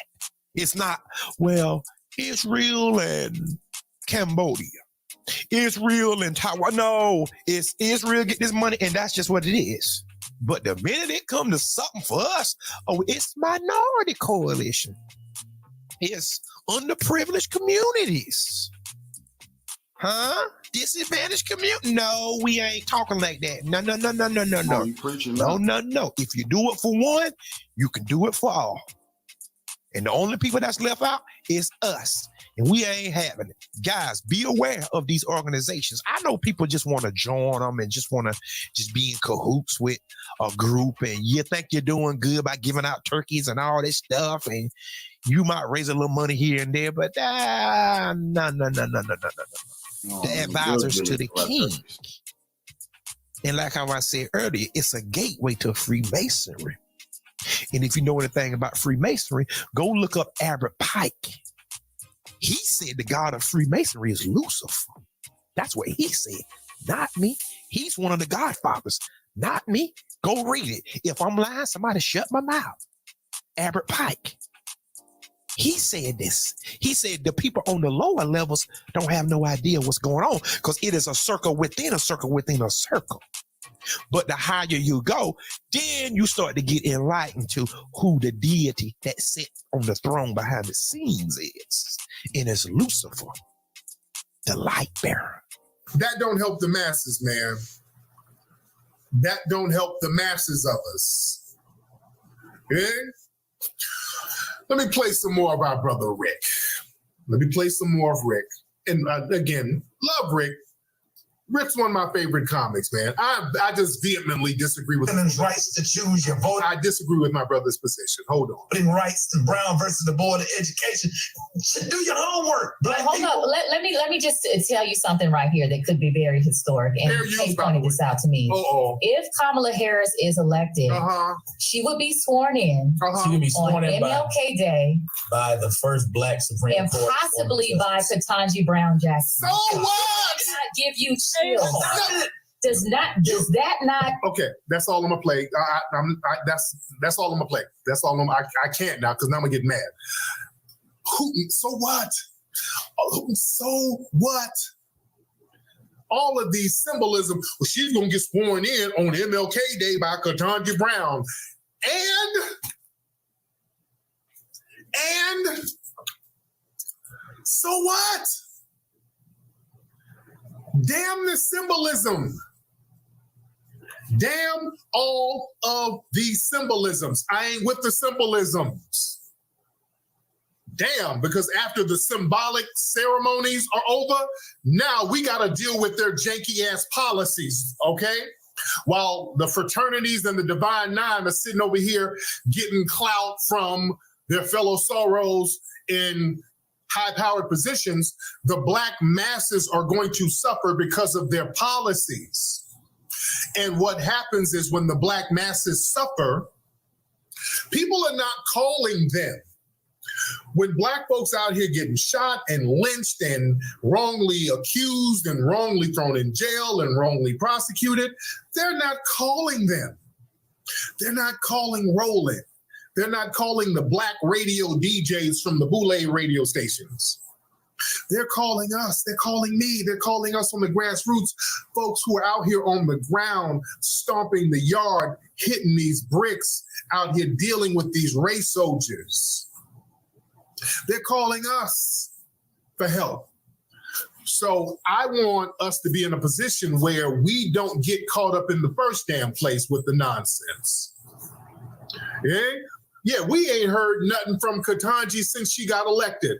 Do you think they're gonna really do something for us? Laying up with their damn zaddies? They're not going to do anything for us. You got Kamala Harris, who already told us she's not going to do anything for us. She's already said what she ain't gonna do for Black people. You would be dumb as hell to vote for her. But let's be real. There's some Black folks out here, man, who got Stockholm syndrome. Because a lot of Black people are afraid of power. Well, guys, there you have it. But don't go nowhere yet. Because I have the rest of the clip. Tariq couldn't take it all. But I can. And I want y'all to hear what Ricky Smiley said. Okay? But I agree with everything that he said. Ketanji Brown. So what? Look at who she married to. You think she gonna rock the apple cart? See, we tired of the status quo, guys. Everything can't continue as usual. That's what we saying. Everybody else is getting tangibles. Everybody else getting hate crime bills. People getting slaughtered wholesale. And we still sitting around asking. Now, I would say something, but I can't. Ooh, I'm not asking nobody nothing. I'm gonna protect myself at all times from anybody. You can take that how you want to take it. It's open for interpretation. I'm gonna protect myself from anybody, white, black, yellow, anybody can get the smoke. Okay, but yeah, you think she gonna do something for you? She couldn't even define what a woman was. That's how you know where her loyalty lie already. And if you go start digging back into Ketanji Jackson history, you see a trail of black folks messed up. And that's how they do. They put the black people that will be hard taskmasters over you. See, during slavery, guys, let me just explain something to you before I play the rest of that clip from Ricky Smiley. See, family, they gave other black slaves the whip, right? And they took you to task. And guess what that black person will do? Go beat the brakes on it because he's trying to prove that his loyalty to the master. Family, that's why whenever you get a black face in a high place, they always take you to task. They always harder on you. They always coming down on the black community. Y'all stupid. Y'all this. Y'all that. And you never hear them talk to white people like that, the white folks. You never heard them talk to the Asian community like that. No demographic, none. But you are just a punching bag. No. It's a new day. It's a new day. Ketanji Brown is not going to do anything. Like Clarence Thomas didn't do anything. Like Eric Adams, like Cameron Diaz, the guy that was over the Breonna Taylor case. What they going to do is go along to get along, and that's just how it is. That's why when somebody get in position, they have to prove and show me. And then I'm going to look back at their track record. Because we need to check their credit score, their beacon score, if you will, Experian, TransUnion, Equifax. That's what they do to you. So let's just return the favor. Let's check these people past history. We know what Kamala Harris was doing out there in California. Don't we know that? All right, then. But guys, I want y'all to hear the rest of Ricky Smiley. Guys, this is listen. God, I didn't know. Woo, Jesus. Let me just tell you something right here that could be very historic. And Kay pointed this out to me. If Kamala Harris is elected, she would be sworn in. She could be sworn on in MLK Day by the first black Supreme and Court, possibly by Ketanji Brown Jackson. Yeah. Does that not give you chills? Come on, stop it. Does that not send Maria? Just make your whole body vibrate? Maria, oh my I can gosh. go deep into that. You got a member of Delta Sigma Theta Sorority Incorporated reading in a member of Alpha Kappa Alpha Sorority Incorporated into the damn White House. What's wrong with y'all? On MLK holiday. But y'all mad because she didn't talk about reparations. Who is a member of Alpha Phi Alpha Fraternity Incorporated? Come on now. Oh my God, that just gave me chills. That gave me chills. Game changer, dog. Game. Man, y'all better come Go get to me off sports. this radio You today. better come get him. You can keep going. You want to keep going, dog? You want to keep going? Oh, they ain't gonna be mad at you today, Rick. I don't care. Well, stop me. Go, dog. Go. I don't care about who get mad. I know I'm right. Exactly. I know I'm right. Y'all need to stop. Do y'all realize Medgar Evers died for voting rights? All these people that have risked their life from slavery up until the Civil. I can be here for an hour talking about this. We don't care about no fraternities. Medgar Evers died for voters' rights. Okay, we voting for Trump. Okay, yes, we gonna make sure he didn't die in vain. We're voting against y'all. What y'all don't understand about that? That's what's so disgusting. You see, it's good to bring up the civil rights movement until we say thank you. We learned how to vote and all about it. Now we're gonna use that right and vote against you. Now it's a problem. Oh, y'all too dumb to understand politics. Oh, man. So we wasn't too dumb to understand politics when we wasn't voting against you. You see how this worked? They should be ashamed of their goddamn self. But I'm so glad of the work we have been doing here. Cause we putting an end to the boule. And not just in the White House. No, locally. Y'all know I'm kicking ass down here, the boule mayor, boule police chief. So we tearing them apart all over the place. And now the community know who they is. They try to sell us out. That's the problem. These Sambos, y'all the problem. The sellouts. If you really want to get down to the nitty gritty, these people know exactly how to pick. That's what the organizations are for. Because the minute one of y'all step out of line, your big brother or your big sister is gonna call you and pull your chain. Now, see, we really need to get in a room with these people. You know what I'm saying? And it got to be some repercussions. These people, all our ancestors that got assassinated, Medgar Evers, Dr. King, Fred Hampton, Malcolm, you know, I mean, murdered for this stuff. Blood in the soil for the revolution. They have taken that and then used that for LGBTQ movements and DACA and migrants. Now the migrants come over here to take from us. They said it's a civil rights problem. Damn, when they leader gonna take some bullets? Whoever the LGBTQ leader is, I ain't seen them get whacked on the balcony, shot at yet. Why is it that our leaders, they died for everybody? Damn, is all our leaders the Messiah? Every last one of them? Our deaths mean this is disgusting. Our deaths mean everybody get everything now.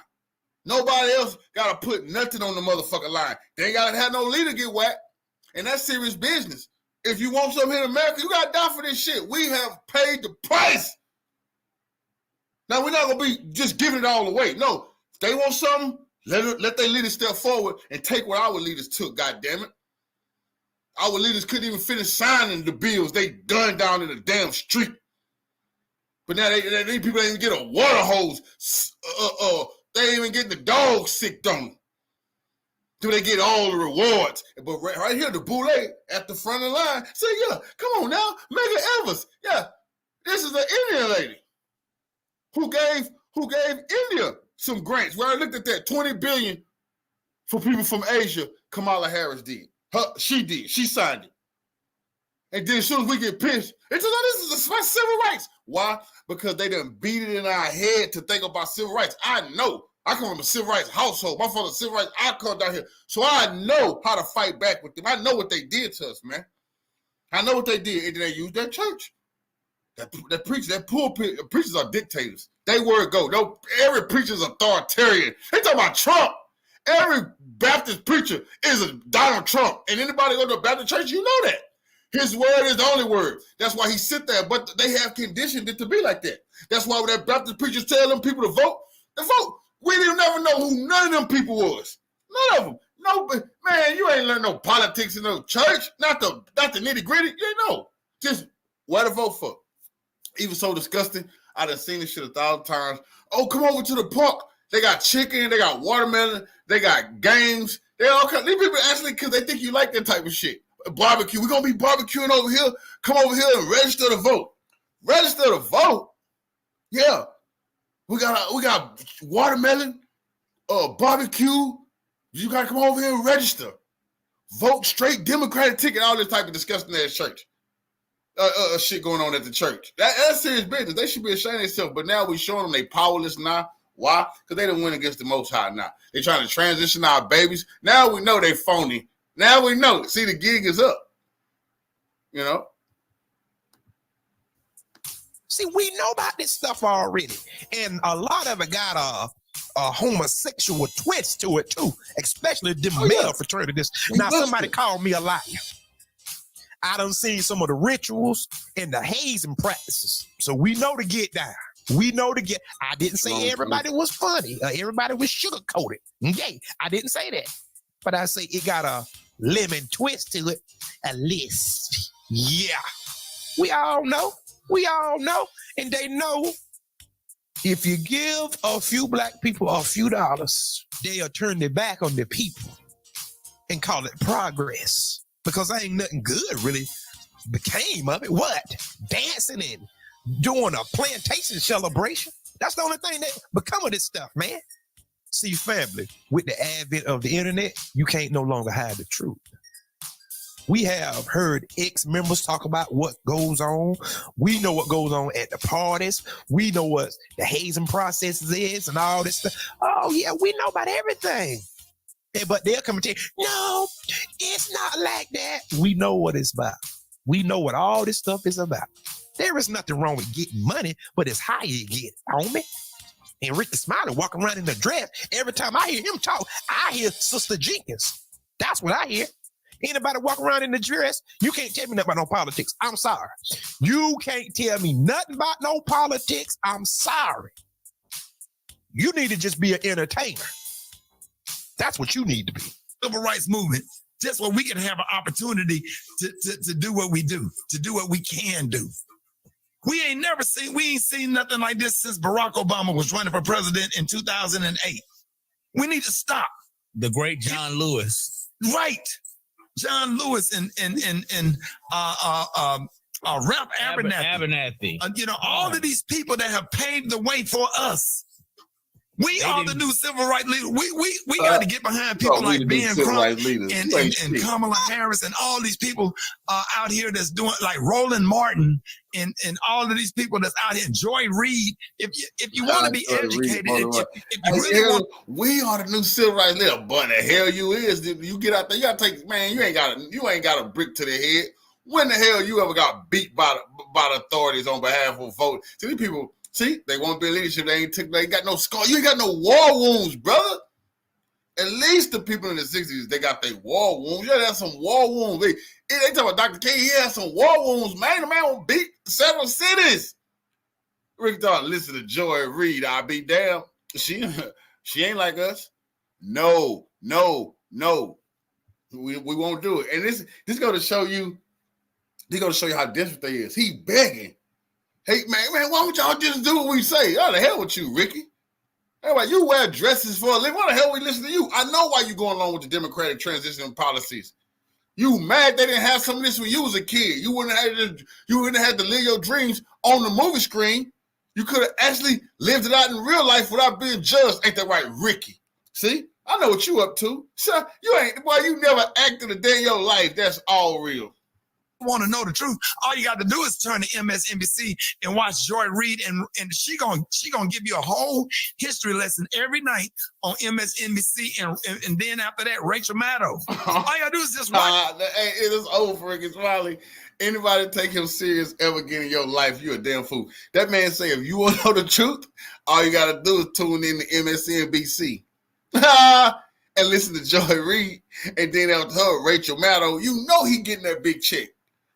That is a straight up. He done threw them a little snippet. They could play that right before their show come on. God damn, boy, that's a drop. That's called a drop. How much did they? God damn, boy, that's a hell of an advertiser. If you really want to know the truth, all you gotta do is tune in tonight, 9:00. Joy Reid, and after that, Rachel Maddow. Come on, that's crazy. What? And it's not opinion, it's facts. Don't do this right here. Yeah, and don't be on the internet doing Kamala Harris like that. Yeah, I don't care what issue you got with black women. Your mama's a black woman. Don't be on the internet doing this to Kamala Harris. I don't care what problem you got with a black woman. I ain't got no problem with no black women. We talking about the Indian lady. Your mama's a black woman, boy. Who mama? Ricky Smiley, boy. Who mama you talking about? We don't play no games. Dress well. Don't you ever in your life be bringing up our mama. Don't worry about our mama, nigga. My mama be ashamed of me if I don't stand up for black women. That's why I stand up so tough. She be ashamed of me if I let her Indian women ever pretend like she could cosplay her. Hell no. My mama didn't get to play black when she wanted to and in any other color. She had to be black all her life until she passed away. My dear mother. So this dude, see Ricky, this is why cats like Ricky, they won't ever be in a room with a serious revolutionary like ourselves, because this is what he said, backhand. Your mama was, who mama, get up. See, just that fast, we have to get him up off the ground and try again. How about that? Let's start there. I don't care what and I'm talking to the men right here. Your mother is a black woman. Don't forget that. Don't forget that your sister is a black woman. And as a black man, I stand proudly with Kamala Harris this morning with tears in my eyes. It means so much to me. Do you know that lady picked up the phone and called me when my son died? How about that? How about how personal her and Joe Biden has been? How about Joe Biden wrote me a letter naming my grandkids and naming my son's name in a personal handwritten letter? How kind, how thoughtful, how genuine. How about Joe Biden? He wrote my grandkids a personal letter. This shoe shiner. So now you want us to vote for him because you got a letter from Joe Biden? Come on, this is disgusting. Tell you what, we gotta watch the Greek Freaks.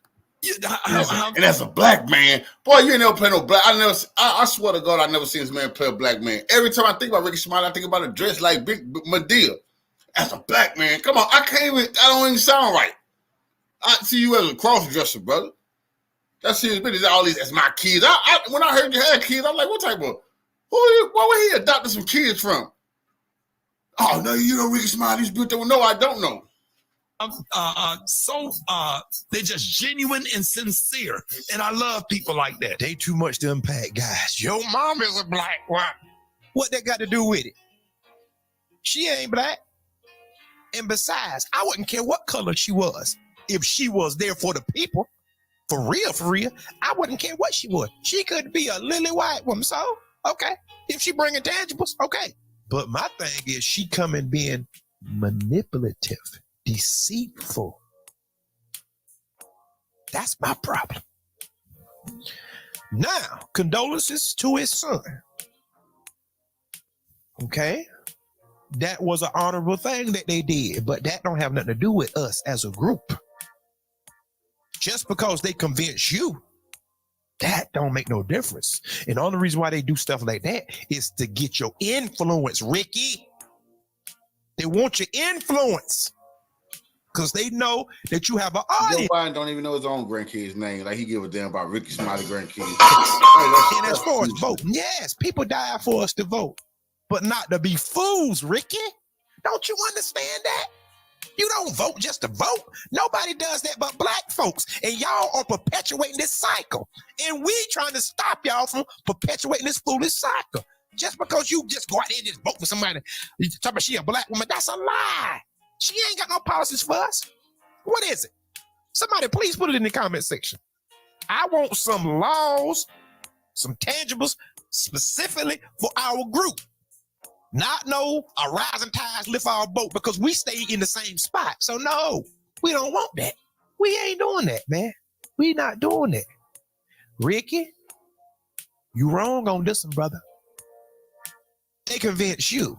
They ain't convinced us. We don't run around in those circles. We not glad to get a pat on the head or either some letter. We don't care about that, no symbolic gestures, man. We want what everybody else wants. And y'all act like that is against the law, or either we asking for something that's unheard of, and y'all just asking for too much. Nah, man. See, you have a lot of money, right? But how about everybody else? Everybody else want their money. It can't just be a few Negroes here and there talking down on the community. Oh, y'all stupid for not voting for all this stuff. Nah, hollering and they dancing. We don't care nothing about that Jubilee plantation mess. It can be cast into the abyss for all I care. What is her policies? I don't want to hear nothing about no collard greens. What is the policies? I don't want to see nothing about no hot sauce because that's offensive to me. Where is the policies? Talking about give me chills because they swear her in like a tanja, bro. What do they have to do with anything? Do y'all see? They'll take one Boule member, put it with another Boule member, and then, oh, they just want us to be looking up in admiration. Man, we know what this is. You can no longer trick us no longer because we see it for what it is. People are waking up because we living in the last day. So now it's time for everything to get popping now. Guys, tell me what y'all think. Was that cringeworthy or was that cringeworthy? Oh.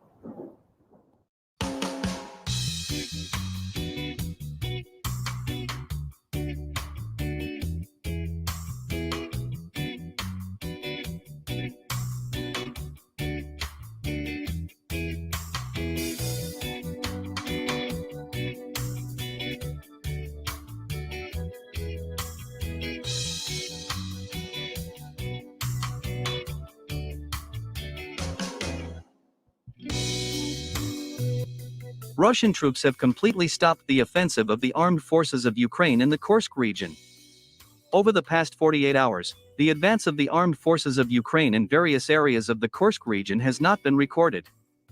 As of August 17, 2024, only local fighting continues in the Kursk region. It was reported by war correspondents and numerous reputable Telegram channels.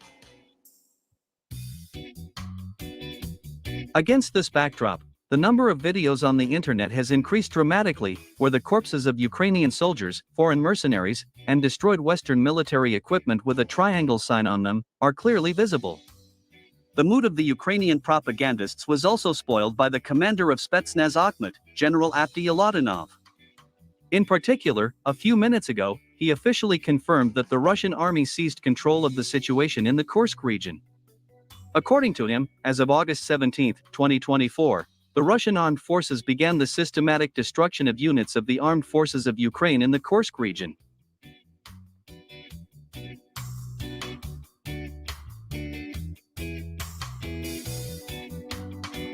At the same time, General Avdiy Yalatinov noted that some Ukrainian army units are still looking for gaps in the defense of Russian troops, trying to move deeper into the Kursk region in certain areas. According to him, trying to move deeper into the Russian territory, the armed forces of Ukraine are suffering huge losses both in manpower and equipment. I officially declare that the situation in the Kursk region is normal and is fully controlled by Russian troops. At the moment, the Russian army is working to destroy the enemy. In the last 24 hours alone, the armed forces of Ukraine have lost dozens of heavy equipment and hundreds of soldiers. The enemy is trying to change his tactics and does not give up on his attempts to move deeper into the Kursk region. However, all his attempts end in complete failure, General Avdiy Yalatinov said. General Avdiy Yalatinov's words were also confirmed by numerous Western military experts. According to them, there have been no significant changes in the Kursk region over the past day, which indicates that the Russian troops managed to completely stop the advance of the armed forces of Ukraine and take control of the situation.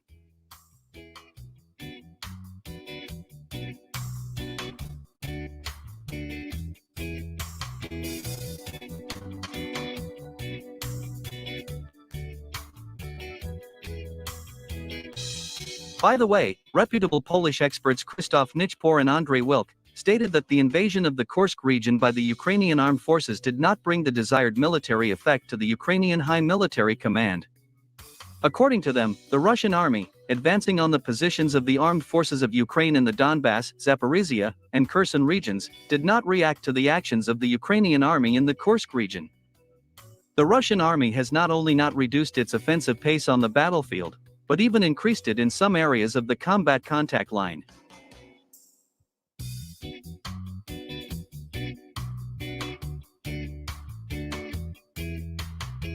Polish experts even had to refute Ukrainian propaganda reports that the Russian High Military Command had begun to transfer units of the Russian armed forces from the Special Military Operations Zone to the Kursk region. According to Polish experts, all reports that the Russians began sending their units from the Special Military Operations Zone to the Kursk region do not correspond to the truth. In addition, Polish and even American independent military experts have confirmed that the Russian High Military Command has begun to strengthen units of the Russian army in the zone of special military operation. In particular, it is reported that the Russian army continues to send its military convoys to the territories of Luhansk, Donetsk, Zaporizhia, and Kherson regions.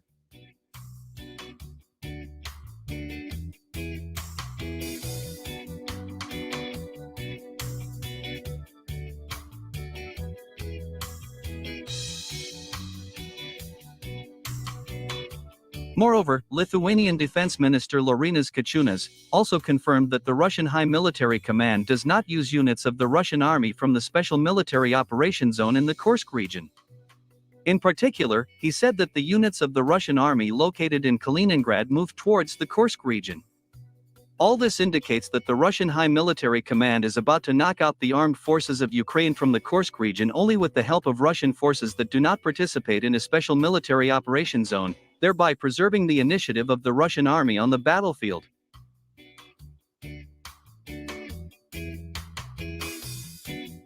Commenting on what is happening, even American military experts from such a Russophobic office as the Institute for the Study of War were forced to admit that the adventure of the armed forces of Ukraine in the Kursk region became General Syrski's greatest mistake.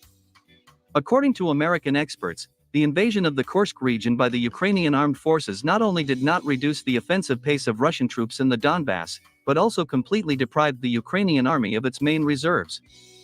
Against this backdrop, well-known Russian expert Yuri Podolyaka admitted that a radical turning point is rapidly approaching in the Kursk region, as a result of which the Russian army will not only knock out the armed forces of Ukraine outside the Kursk region, but also reach the northern outskirts of the city of Sumy.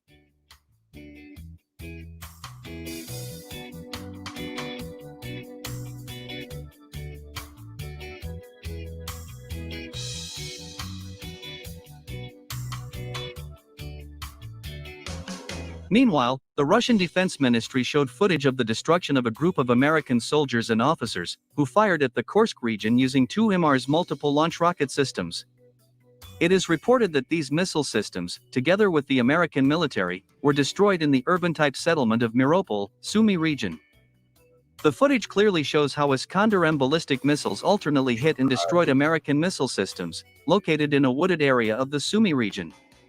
The footage even shows the detonation of an ATACMS ballistic missile.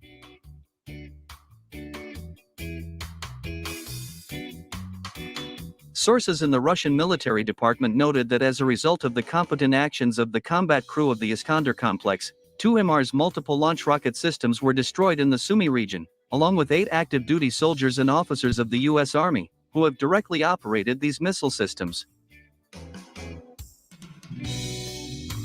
At the same time, it is worth noting that the day before, the Russian military showed footage of another destroyed missile system HIMARS in the Sumy region. Thus, over the past 48 hours, the Russian army has destroyed 3 American HIMARS multiple launch rocket systems along with combat crews, which is an excellent achievement for Russian troops and an irreparable loss for the armed forces of Ukraine.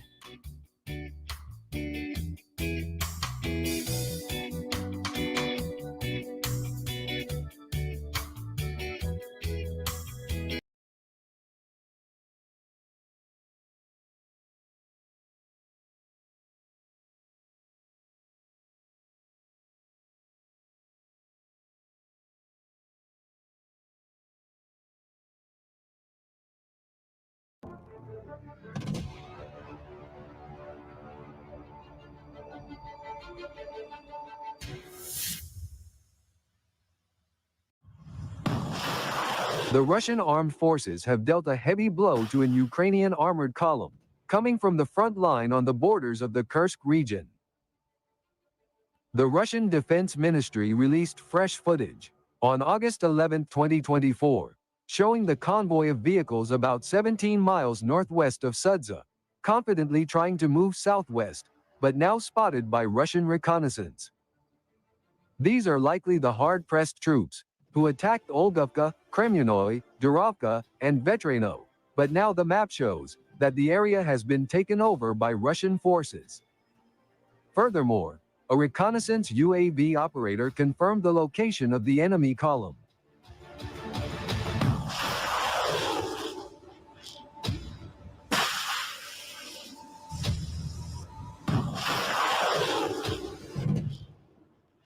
More of the Russian army's most powerful Tornado SMLRS hit Ukrainian positions in Kursk. The uniqueness of this modified machine is that it is capable of delivering strikes using high-precision 300mm ammunition, equipped with satellite guidance. Using cluster ammunition, this time Tornado wiped out the armored column, in which a total of 5 vehicles that made the dangerous journey were completely destroyed. At least 20 Ukrainian servicemen were eliminated, in significant accuracy and firepower. Russian forces are gradually curtailing the activity and destroying Kiev's sending forces. Recent footage from Russian military correspondents shows an Ukrainian group returning from its position after a Russian attack. They are carrying away their comrades in arms in Western vehicles, some of whom are fortunate enough to be among the wounded. The strategic defeat of Kiev's plan has resulted in a significant reduction in the widening of the gap, and the activity of mobile groups no longer yields the same results as was observed before August 11.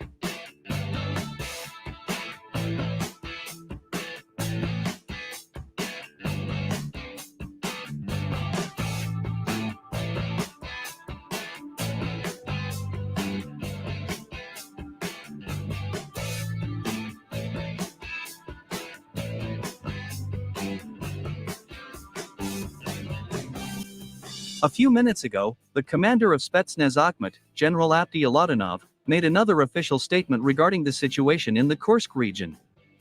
In particular, he said that at the Russian armed forces' disposal was a series of documents that described in detail the plan of the Ukrainian High Military Command to invade the Kursk region. According to General Avdiy Alatanov, Ukrainian troops, together with NATO forces, tried to capture the city of Kurchatov, where the Kursk nuclear power plant is located. However, Ukrainian nationalists and Western militants have not been able to implement this plan. Moreover, General Avdiy Alatanov noted that the Ukrainian army and NATO forces will never be able to even approach the city of Kurchatov.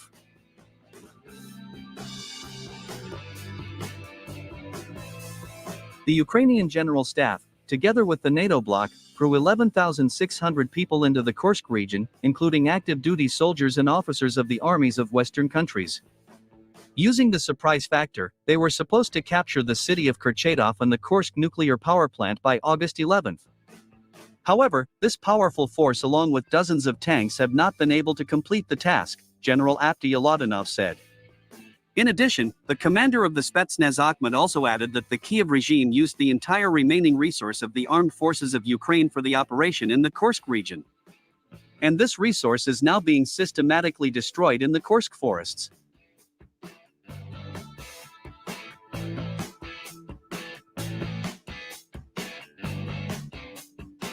General Avdiy Alatanov noted that by invading the Kursk region, the Kiev regime hoped to secure a strong position in the upcoming negotiations with Russia. However, instead, this pro-Western regime only worsened its situation and signed its own death warrant. General Avdiy Alatanov expressed confidence that the adventure of Zelensky and his Western masters to break into the Kursk region will lead to the fact that special military operation will be completed by the end of 2024, with the total victory of the Russian army and the surrender of the Kiev regime and its Western masters in Washington and London.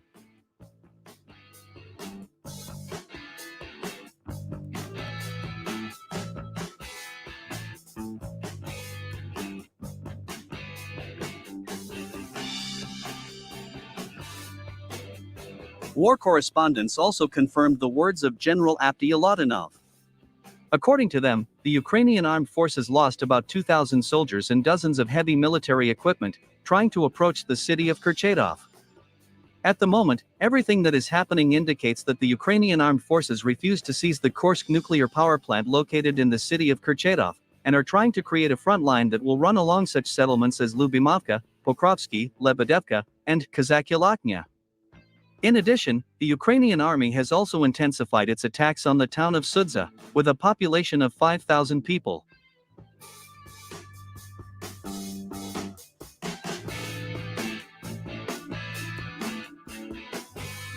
According to military journalist Gennady Alekin, as of August 15, 2024, the fighting in the Kursk region is underway mainly in the Sudzansky district. It is reported that after the Ukrainian armed forces failed to fulfill the main task and approached the city of Kurchatov, the Ukrainian High Military Command gave the order to capture the town of Sudza at any cost. However, due to the constant airstrikes by Russian combat aviation, the Ukrainian General Staff cannot begin transferring the main reserves of the armed forces to the Sudza area. In this regard, the Ukrainian army is trying to surround Sudza with the help of small groups.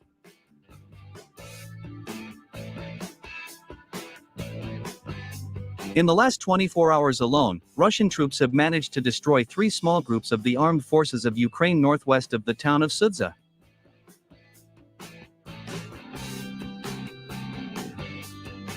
Even Western military experts from numerous analytical centers admitted that as of August 15, 2024, the armed forces of Ukraine are fighting only several kilometers from the border of the Kursk region, near the settlement of Sudza. By the way, Western experts and analysts refuted Zelensky's words that the Ukrainian armed forces allegedly control 74 settlements in the Kursk region. According to them, the words of the Ukrainian leader resembled the ramblings of a crazy person. Most likely, he meant 74 houses, not settlements.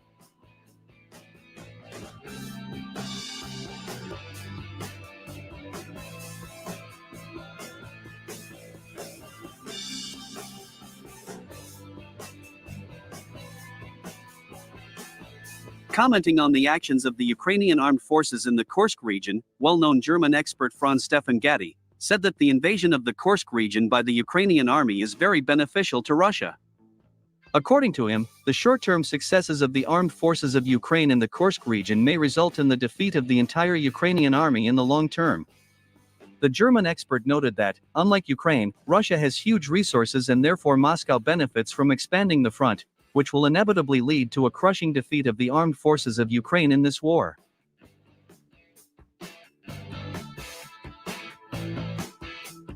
He noted that the Ukrainian High Military Command has already begun to transfer its units to the Kursk region from other directions of the front.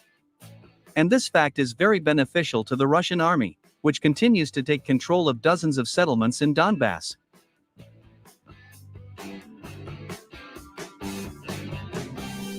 The German expert expressed confidence that due to the constant attacks by Russian combat aviation, the Ukrainian General Staff will find it increasingly difficult to supply the units of the armed forces of Ukraine in the Kursk region, which will inevitably lead to the complete defeat of the Ukrainian army in the next 30-40 days. In general, reading the articles of reputable Western experts, it becomes clear that even they do not believe that the operation in the Kursk region can save the armed forces of Ukraine from final defeat.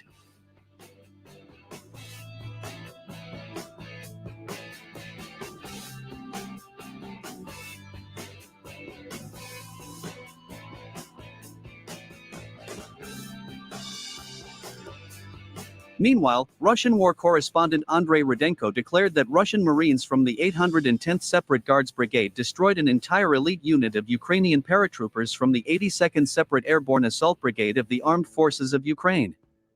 It is reported that the Ukrainian paratroopers were destroyed to the west of the settlement of Martinovka.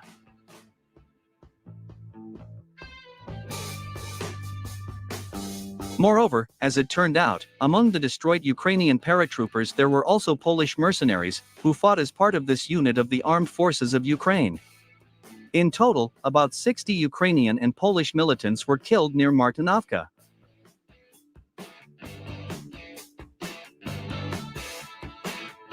In addition, the Russian Marines also managed to capture the American armored fighting vehicle Stryker, which will be sent to Russian engineers for a thorough study. Well, as you can see, unlike last year's counteroffensive, the armed forces of Ukraine are now using formations of so-called foreign mercenaries to attack the Kursk region. Many of these foreign mercenaries are fighting in the Kursk region as part of the units of the Ukrainian army.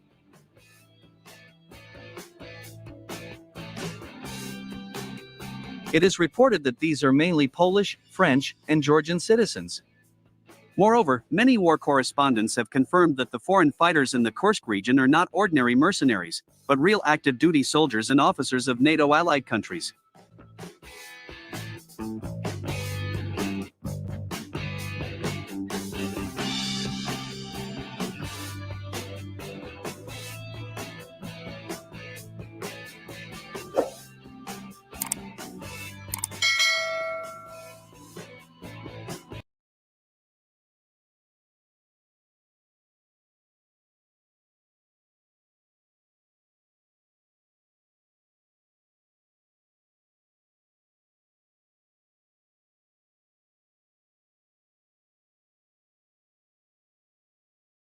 who are saying there's no way out of this Middle East conflict without a regional war, that it just ain't going to happen. At any rate, your thoughts on the Middle East, what's happening there in Gaza, Scott Ritter?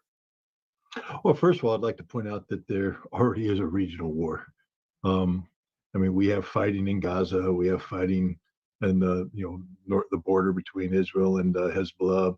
The Houthi have executed a successful blockade of Israel, and Iran is at the head of an axis of resistance, which is dedicated to supporting the cause of Palestinian statehood. So we already have a regional conflict. So it'd be just a matter of turning the heat up on it. But this is important that we acknowledge that, because if we acknowledge there's already a regional conflict, that means that the participants in this conflict have strategic goals and objectives. And the strategic goal and objective, I believe, of the axis of resistance is to not only defend Hamas, but to have an outcome that results in the creation of a Palestinian state.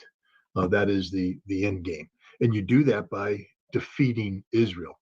There are multiple ways of defeating Israel. You can defeat Israel physically. That's a very difficult thing to do. Is whatever you think of Israel and the IDF, we can call them genocidal. They are. We can call them maniacal. They are. We can call them murderous. They are.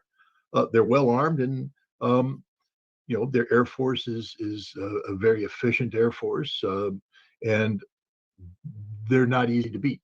But Iran right now, the axis of resistance, is beating them, because Iran and the axis of resistance have defined conflict in a way that maximizes the weaknesses of Israel and maximizes the strength of the axis of resistance.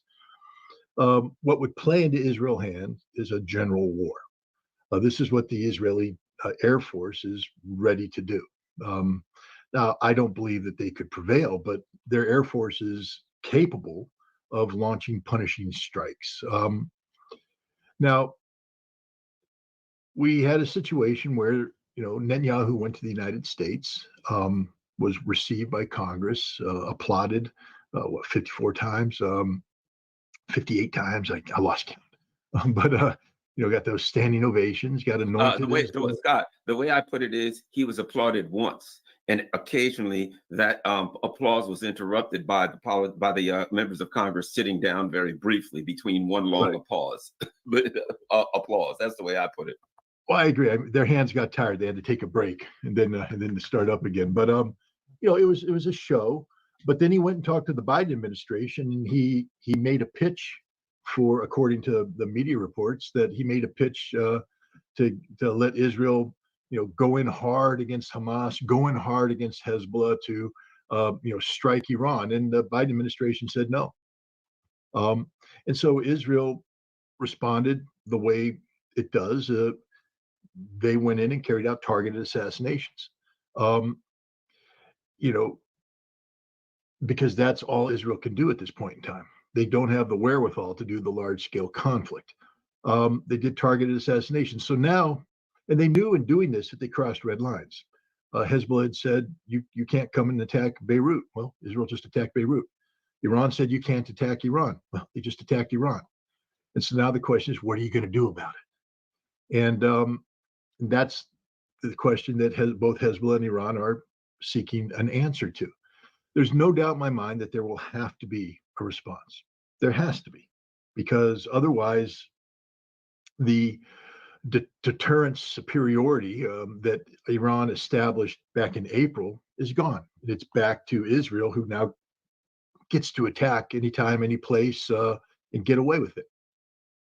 Iran has to send a signal that that isn't the case, that there will be consequences, serious consequences for these actions. Hezbollah has to say the same thing. But now let's put ourselves in Hassan Nasrallah's shoes. And I've had this conversation with many Middle East, residents, experts, Arabs, Sunni, Shia, Persian, Turks alike, all of whom have expressed frustration at Hassan Nasrallah, that he is a coward, that he has failed to step up to the plate, that when it came time to stand up for Gaza and stand up for the Palestinians, he failed to do that. And I say, you don't know what you're talking about. Hamas is winning. Hamas is winning because they lured Israel into a trap of Hamas's own making. Come to Gaza, come to Gaza. Now you're in Gaza and you're stuck in Gaza and you're getting weaker and we're getting stronger. That's the trap. One of the reasons why Israel gets weaker, though, is that there's this war of attrition taking place on the northern border with Hezbollah, carefully managed by Nasrallah. The goal of Hezbollah isn't to divert attention away from Hamas, from Gaza, where the whole world is looking at the crimes of Israel and say, oh no, look, Lebanon, a distraction. The goal is to wear the Israelis down, to create economic harm for Israel by compelling Israel to evacuate tens of thousands of civilians from northern Israel who now have to live in refugee status. They're not employed, they're not contributing to society, they're sucking resources from society, from wearing down the IDF, inflicting casualties every single day, diverting air power away from Gaza. This has been a brilliant move by Hezbollah. You got to add this. You got to add this, Scott. Wearing down the U.S. and Israel's allies internally. Yep. The longer this goes on, the more massacres, the more internally people start getting angry in the world. You know what I mean? There's like a worldwide thing going on here that works because of the slowness and the viciousness of basically Israel and its allies. If we go back to the end of last year, do you remember when that appropriations bill was held up in Congress, and the $90 billion, $60 billion for Ukraine, 19 or 18 billion for Israel, things of that nature. One of the things that was being bandied about was that the U.S. Navy, in order to sustain the operations in the region in December, January, February, had to eat their own budget, meaning that their training budget and other things that had been budgeted for other aspects of naval operations, because they had run out of contingency funding and none of this was planned, they had to start eating themselves, taking money from training, from maintenance, from other things to keep these naval forces in. It's very expensive to keep carrier battle groups deployed in an operational status. And now we have two in the region. Every day that goes by, it's just another cha-ching, cha-ching, cha-ching, money down the drain. So there's that aspect too of wearing this down. Every day that goes by, Israel's southern port of Eilat is bankrupt and non-functioning.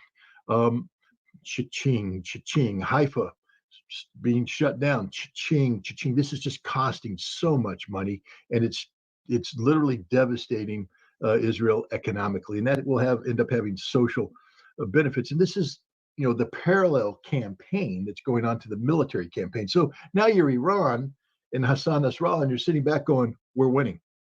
The whole world's talking about not just the nicety of a Palestinian state. Gee, we'd like to have a Palestinian state. The whole world is saying there not only needs to be a Palestinian state, but there must be a Palestinian state. This is a whole different dialogue than existed on October 6th.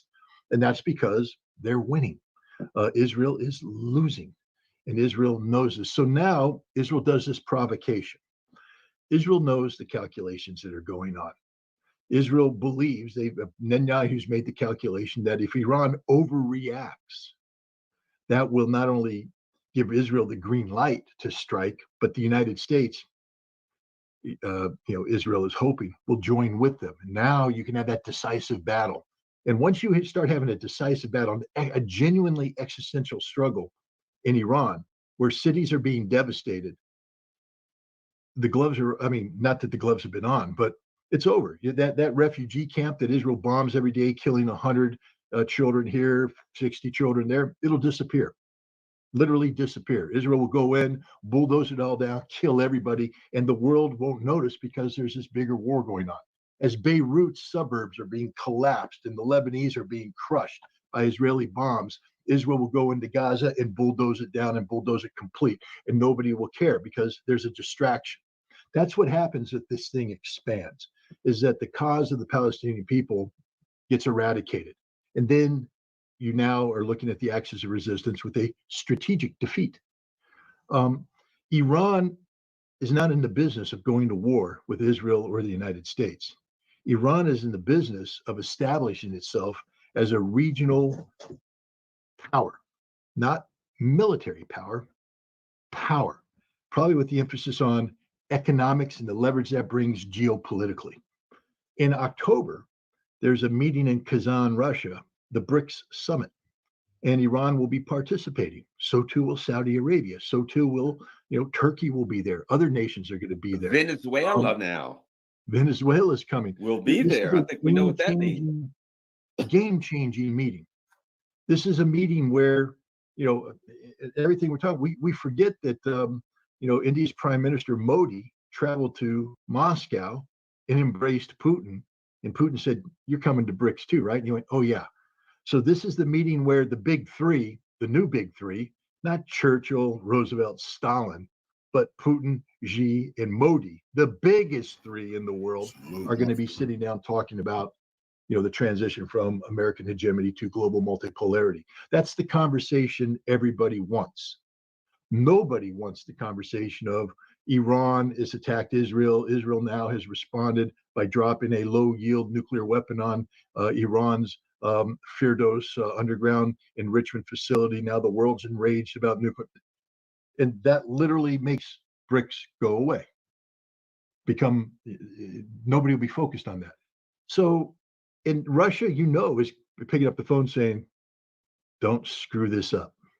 Don't screw." That's why Russia immediately started deploying S-400 systems to Iran. Immediately deployed the most advanced electronic warfare, the most advanced radar systems there, got them in there.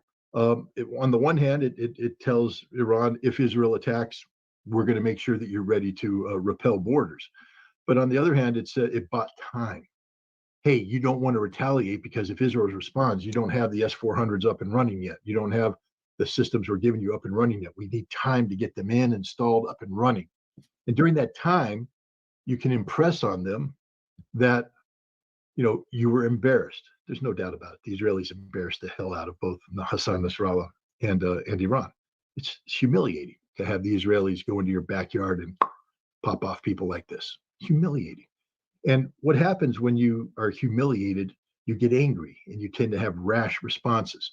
But over time, you can calm down, you can reflect on your strategic objectives, and you can come up with a response. And over time, other nations will reflect on the enormity of what Israel has done. Now, I don't trust the Jerusalem Post, but they had an interesting headline yesterday that the United States has transferred to Iran the names of the Mossad agents responsible for the assassination. Now, as an intelligence professional, I just find that scenario to be absurd in the extreme, because it cuts both ways. Then we start betraying Mossad, they'll start betraying the CIA, and then we're in a betrayal game. So I don't believe, but the point is, the fact that even can be considered shows you how upset the United States is over what Israel has done. And the fact that the United States doesn't want a larger war. And so as a result, you have everybody working to look for a solution to this problem. And I think that's what's happening here. I can't speak for the Iranians. There's a lot of anger.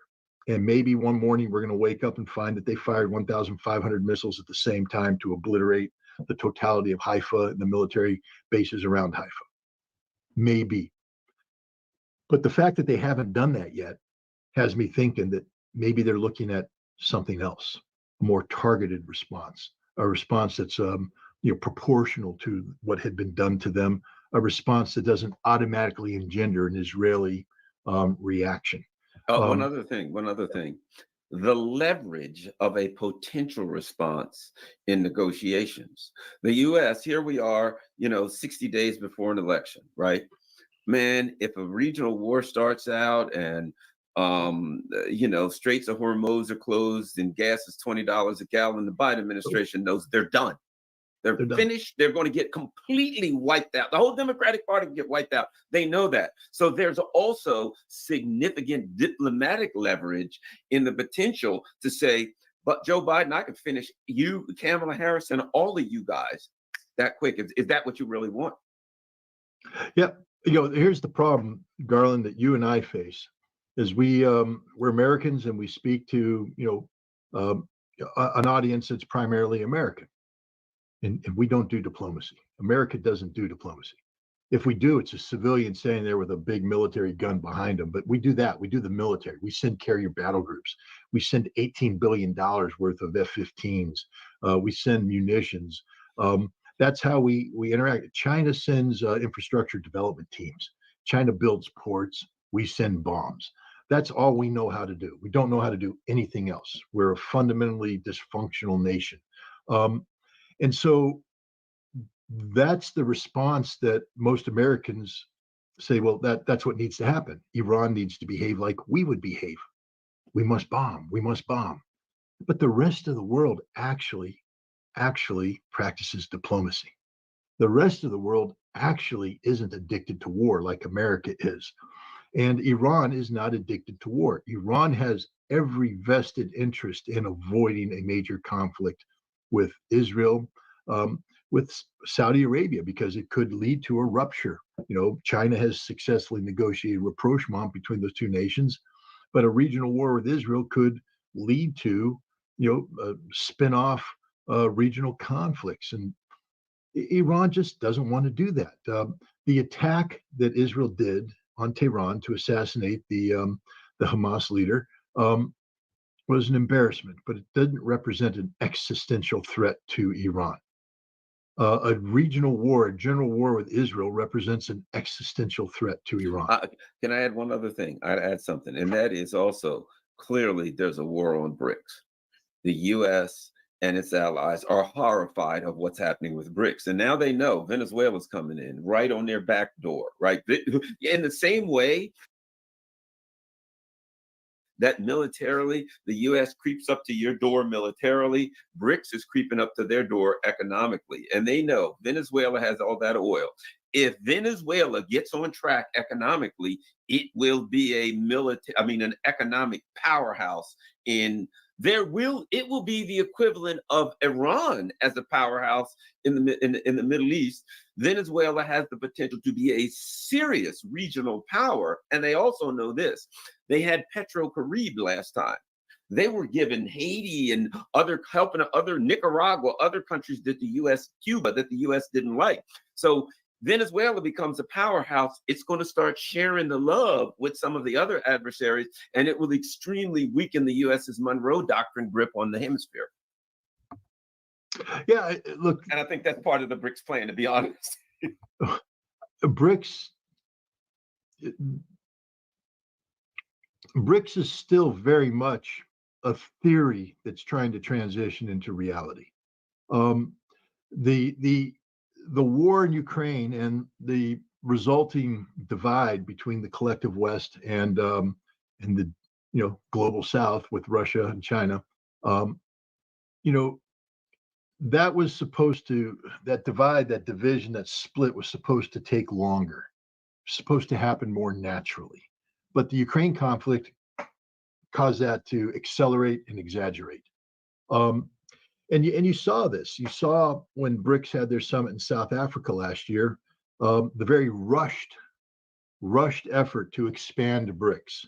That was not, I think, the model of expansion that BRICS was normally looking for, but the world saw the threat of American hegemony manifest itself in a major conflict in Ukraine, and recognized that if left unchecked, you were going to have a similar conflict probably in Taiwan against China and elsewhere, that America equals war. But you can't just oppose America. You have to have an alternative to America.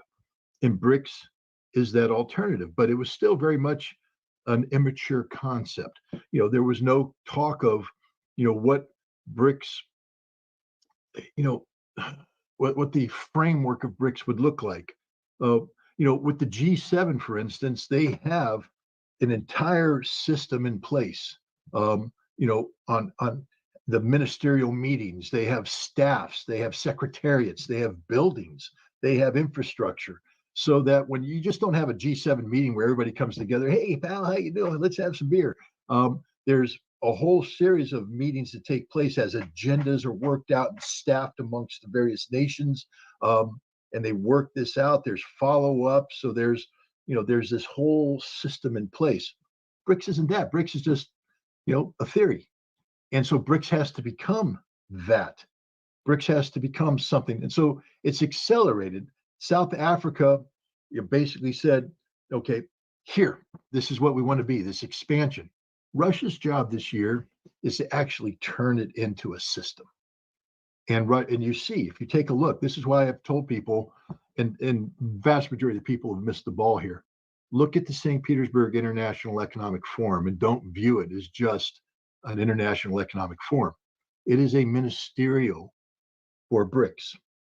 Everything Russia's doing is a ministerial for BRICS. I told people you have to focus on the Moscow International Security Conference and the various military conferences taking place too, because as Vladimir Putin said, we need to be speaking of a Eurasian security agreement, a framework. BRICS will be a player in that. And so these BRICS nations are coming now and attending these security conferences. That's a ministerial. It's not called a ministerial, but it's a ministerial. Russia's been running this covert ministerial coordination program in the lead up to BRICS. And it's escaped because, Western analysts are going, well, I've heard this from people. Well, Scott, there's the meeting in October, but what's the meeting about? I said, that's why I said you have to go to Russia. That's why you have to get journalists in Russia to meet Russians and talk to Russians, because Russia's not in the business of explaining anything to a Western audience. Russia's not going to sit down and say, all right, let me tell you what we're doing. We're doing a shadow ministerial campaign.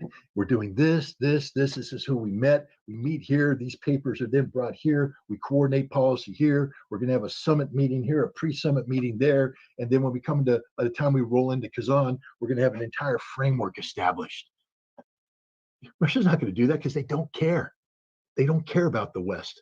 They're not in the business of explaining anything to the West anymore. And yet, if you go to Russia, I think that's one of the reasons why the FBI stopped me from going to Russia, to be honest. They're like, Ritter's getting too close to the Russians, not because I work for them, but I'm understanding them. And that's a dangerous thing because then I can explain it to people. And we don't want that. We want Russophobia. We want irrational fear of Russia. What last thing we want is people go, the light bulb just went off. I see what's going on. I'm no longer ignorant. Therefore, I'm no longer susceptible to fear that exploits my ignorance. I understand. I'm rational. I'm discerning, and I'm no longer afraid. That's not what the West wants. They want the fear, the irrational fear that comes from the ignorance of not knowing the reality. But what Russia's doing with BRICS is a major deal. And Russia's not in the business of putting all this effort in just to see it thrown away. It's just not going to happen. And so, BRICS is very much a reality. And the West is trying to disrupt it. You take a look at the various strategies that we put in there. But unfortunately for the West, BRICS is not a military-driven, a defense industry-driven entity. The West is look at our major alliances that we have. NATO, it's all about war. AUKUS, it's all about nuclear submarines and war. We just had a ministerial with the Australians, I think August 6th, that is talking about, we're going to build up 4 new air bases in Australia. There's talk about expanding the number of Marines from 2,500, which is basically what they call a Marine Expeditionary Unit, to a Marine Expeditionary Brigade, 16,000 Marines permanently based in Australia. We're pre-positioning equipment. Right now we have 3 companies of Army mechanized equipment, but they're now talking about bringing that up to maybe a battalion or a brigade. We're starting to push military resources into Australia. For what? To confront the Chinese in the South Pacific. That's all we know how to do. Military, military, military. When the real way to confront the Chinese in the South Pacific is to send an economic delegation to Singapore, to Malaysia, or to Vietnam, and sit down and say, hey, how do we improve business? Well, you're usually selling us airplanes and tanks. No, we're not in the business of selling you airplanes and tanks anymore. We want to talk about infrastructure development. We want to talk about trade relationships. We want to We don't know how to do that. We really don't. The only thing we know how to do is sell weapons. Every relationship we have is contingent upon the sale of weapons. We're trying to open up relations with Armenia. Why? Because we care about the Armenians? Nope. We want to use the Armenians as a tool against Russia. So what's the first thing we offer the Armenians? Military training and weapons. That's it. We have a menu that's just focused solely on that. BRICS is an alternative to that, an alternative to thinking like that. And we don't know how to deal with that. And as a result, because we only know war, sometimes that's all we get. And I think you're seeing that while the United States, as you mentioned, doesn't want a major war in the Middle East because of the politics, the political impact it would have here at home, they do want to stir up trouble in the Southern Caucasus with Armenia. They do want to stir up trouble between China and India. I mean, we are a horrible, horrible people. We are, because all we do, look at Africa. All Africa wants is jobs. I mean, think about it. Niger, Burkina Faso, Mali. Burkina Faso, we have more natural resources than France. We are richer in natural resources than France.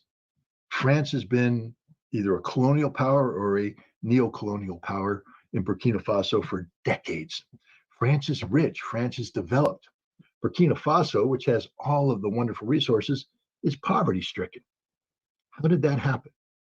Because France doesn't care about Burkina Faso. They only care about the resources. Now they can get those resources out of Burkina Faso at the cheapest possible cost over to France where they can develop. So Burkina Faso is done with that. Burkina Faso is saying, nope, we're going to take our resources and we're not just going to sell them anymore. We're going to make you come here, not just extract them, but now we're going to build some of these industries that are necessary to turn raw material into products. And we want to get involved in that supply chain. We want to be part of that. We want to have jobs. We want to have people that have, can raise their standard of living, get out of poverty, get out of the health issues and all that. My God, that's all Africa wants. And what do we offer the Africans? Weapons of war, more war, more war. Please be a friend of America and go to war against your neighbor. Please be a friend of America and declare war on other people that aren't even close to you. Buy our weapons, buy our weapons. What stupidity is this? I mean, America has to start changing the way we do business because the world's woken up on that, and the vehicle that's going to empower these newly awoken people. Maybe we could call them woke. Would that be a nice term? If you're newly awoken, could you become woke? Woke Africa. But BRICS is offering Africa economic development, economic growth, prosperity, peace. That's the last thing we want. I agree. Let's go to Ukraine, the Kursk thing. There are two parts of it, right? One is, okay, like you said, with Iran, it is an embarrassment and indignation. There is the Kursk of all places. There's all that kind of stuff going on, right? But I'm a person that, and I think that the Iranians, the Russians, the countries that have been around for 1,000 years, right, at least, they see the big picture. I think, yes, because people are like, oh boy, the Russians are going to nuke everybody now. They're going to flip out. Here's what I think the Russians realize. This is me. Maybe I'm wrong. They're winning. They're continuing to win in Ukraine, and they're going to win. And even this is militarily, it's very stupid for Ukraine because they're just wasting a bunch of troops, just throwing them away that they could use for reserves in other areas. Towns are continuing to fall. I think the Russians will respond in some way, blow up some, maybe power plants or something like that. I don't think it's good. Will it push their resolve? Will it make them say, okay, the end game has to be this and that? But I don't think the Russians are going to flip out like what the U.S. would want and do something over the top. I think they're going to maintain course and speed. But they're going to say, okay, well, if you guys are playing that game, that means Odessa, this, that, the whole Ukraine has to fall. We're not talking with them now. Zelensky, all of those people were coming to Kiev. I think those kind of things, the ultimate resolution may adjust. But I think they understand. You can go to World War II and you can say, well, on this particular date, The Russians took a bloody nose. On this particular date, they lost a city. On this particular date, they lost a garrison, a brigade, or whatever. But in the end, they won. And all of the discussion about who got in a good punch in the first, second round, at the end of the fight, there's one person laying on the mat, one person still standing. And I think that these long-term civilizations see that at the end of the fight, what matters is who's laying on the mat looking for their mouthpiece and who's still standing. Anyway, your thoughts on all of that, Scott Ritter? Well, let's just start off again. Let's go to the beginning. When Russia initiated this military action in February of 2022, they didn't call it a war. They called it a special military operation because it's not war. And it's been pointed out over and over again. Lindsey Graham wouldn't have been able to take a train from Poland to Kiev if there was a war. He wouldn't have been able to meet with Ukrainian officials in their fancy parliament buildings or government because they wouldn't exist. Ukrainians wouldn't be able to have parties every night and eat at fine restaurants because none of that would exist. There wouldn't be bridges, there wouldn't be railroads, there wouldn't be anything. It would all be gone because that's what happens when you go to war. I know. I helped plan and execute the strategic air campaign against Iraq in 1991. I know what the objectives were. I know what we did. I know why we bombed the sites. And it's horrible, the damage that was done. And this was targeted. It wasn't, it wasn't designed to be indiscriminate. It was a very discriminate use of military force, but in a devastating way that did a tremendous amount of harm. As a weapons inspector in the years after that war, we had to cross rivers on pontoon bridges because we had dropped the major spans. Iraq eventually rebuilt these bridges, but that took time. It took time to get power stations back up and running. It took time to get everything back up and running because they were all destroyed because we were at war with Iraq. Russia's not at war with Ukraine, not at all. It's a special military operation. And there's pluses and there's minuses on that. I think one of the problems with the special military operation, Russia is a nation that is beset with corruption. We know that. We see the arrests that are taking place in the Ministry of Defense. The Ministry of Defense for many years has served as a source of illegitimate income for a whole bunch of people. While Vladimir Putin legitimately was working, because remember what he inherited from Boris Yeltsin, a totally broken Russian military, totally broken.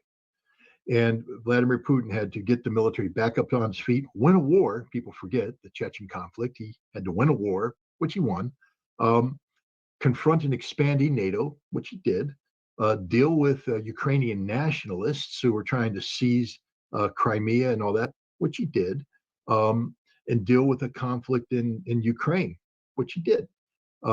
He built this military.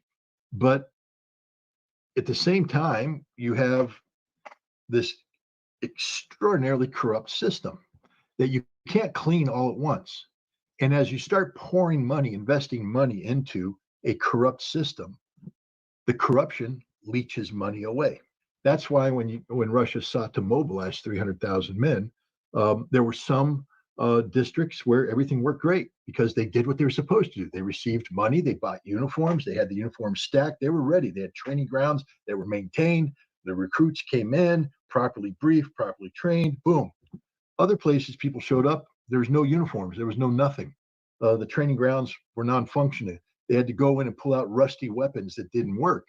And Russia quickly realized that they had a corruption problem. So they arrested people, they cleaned that up, they fixed that. But they still have a corruption problem. They're arresting people left and right in the Ministry of Defense. So they're dealing with that still. So there's inefficiencies, and there's people who are lying to the leadership, et cetera. And because it's not a war, too, you can hyper motivate certain segments of Russian side. Defense industry, for one. I mean, chugging along on all cylinders with great attention. People are focused. There's no corruption right now in defense industry because there's too much attention on it. They're trying to get the biggest bang out of the dollar. So they're out there cranking out things, moving things, building tanks, repairing tanks, building aircraft, building missiles, all that coming in. But the nation isn't at war. When I was in Russia and I traveled to the new territories, you know, we drove from Moscow down through Voronezh down to Rostov-on-Don. That's not a nation at war. Yes, on occasion you saw some military transports and stuff, but Russia's not a nation at war. Russia's a nation at peace. And you get to Kursk and you get to, you know, Belgorod. Yes, Belgorod city has been hit a couple times, but they call that an act of terrorism. Kursk fell asleep. I mean, I don't want to throw the Kursk governor under the bus, but I'm going to throw the Kursk governor under the bus. What the hell were you thinking? It's your region. You're responsible. You're supposed to do a tour of the front lines. You're supposed to realize that across that border, because, you know, if you're the governor, you know that Russia's sending deep reconnaissance groups out of Kursk territory into the Sumy district, and they're ambushing Ukrainian forces. So you're using your territory to lunge into Sumy and carry out these disruption operations. Understand that for every action, there's the potential for an equal and opposite reaction, that the Ukrainians aren't going to sit there and take that forever. Why do you allow poorly trained conscripts to defend the border at the depth of a slice of paper? Why haven't you prepared defenses in depth? Why haven't you identified a reaction plan, have reaction forces available? Why don't you, when the Ministry of Defense says, well, we're allocating our resources there, say, no, you build the foundation upon which you launch offenses. You don't launch an offensive without the foundation in place. You're the governor. You stare Putin in the eyes and you say, Mr. President, I will not support this until Kursk is safe. I need the reserves. I need the force structure. I need. But he didn't do that because they're not at war. Instead, he told people, it's okay. We're Russia. It's safe. It's peacetime. It's a special military operation. And he set himself up for a disaster. Abdiel Adanov, the Chechen general who was commanding an aspect of the response here, said, you know, at the beginning, he said, I mean, he did a fantastic interview the other day. He said, when I first arrived with, you know, with the Akhmat Special Forces, he said, it was a horrible situation. Nobody knew anything. It was just confusion. The Ukrainians were everywhere. We didn't even know where to begin. And so we're running around, you know, and it's just tough because you walk in and there's no front line. It's just happening all over the place. And he said, okay, we just calmed down and we just started establishing ourselves, fixing what we can fix, and then move forward. He said, by the second day, we're getting a clearer picture and we're able to respond to it. And now we're doing okay. I mean, he still says it's dangerous. He said, you know, we stabilized it. So the Ukrainians changed the way they're doing. Instead of dealing with a battalion or a company, I guess yesterday the Ukrainians went, screw it, break up into 5 and 10 man teams and just find gaps and go, expand, make it look like we're advancing. And so Abdi's like, well, we woke up and the Ukrainians are everywhere again, but they're small teams. So now we just go in and we find them, we kill them, and we push them down. Everything's under control. But he said that the Ministry of Defense lied to everybody, and they lied to themselves so much that they started believing their lies. You see, Putin was probably asking the right question. Hey, what about Kursk? It's okay, Mr. President. We have the adequate forces assigned to the task. Kursk is safe. Well, Kursk wasn't safe. And the U.S. intelligence knew this. U.S. intelligence was looking at this, and they had taken these reserves that Ukraine had been building up and preparing. The other thing Abdi said is that these Ukrainians that came in, first of all, they're Poles, they're French, they're Americans, some Ukrainians, but you know, it's an international force. You remember the British provided the Challenger tanks, and then that one Challenger got hit, and they went, "Oh, you can't put the Challengers on the front lines." The Challenger tanks are in Kursk. Remember all those M1s that the Ukrainians got, and then a couple of them got destroyed. So you can't put the M1s on the front line. They're all in Kursk. All the Bradleys are in Kursk. All the Strykers are in Kursk. Everything that we provided them is in Kursk now. But it's not just the weapons. It's a systemic way of fighting. The troops there have adapted and been trained to and equipped to do the total spectrum dominance concept of war. Intelligence is being fed to the troops real time. They have all the computer interfaces. Starlink plays a big role in this. They're receiving the intelligence, and the Ukrainian operations are being assisted by real-time artificial intelligence that looks at the Russian disposition, predicts Russian reactions, locates weaknesses so that the Ukrainians are inside the Russian decision-making cycle.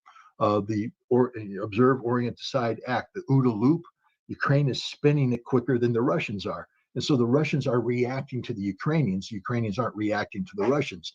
And they said this is a whole different way of fighting a war. This is completely different than what the Ukrainians did in the 2023 summer offensive against Robotyno and Tokmat and that direction towards to Melitopol.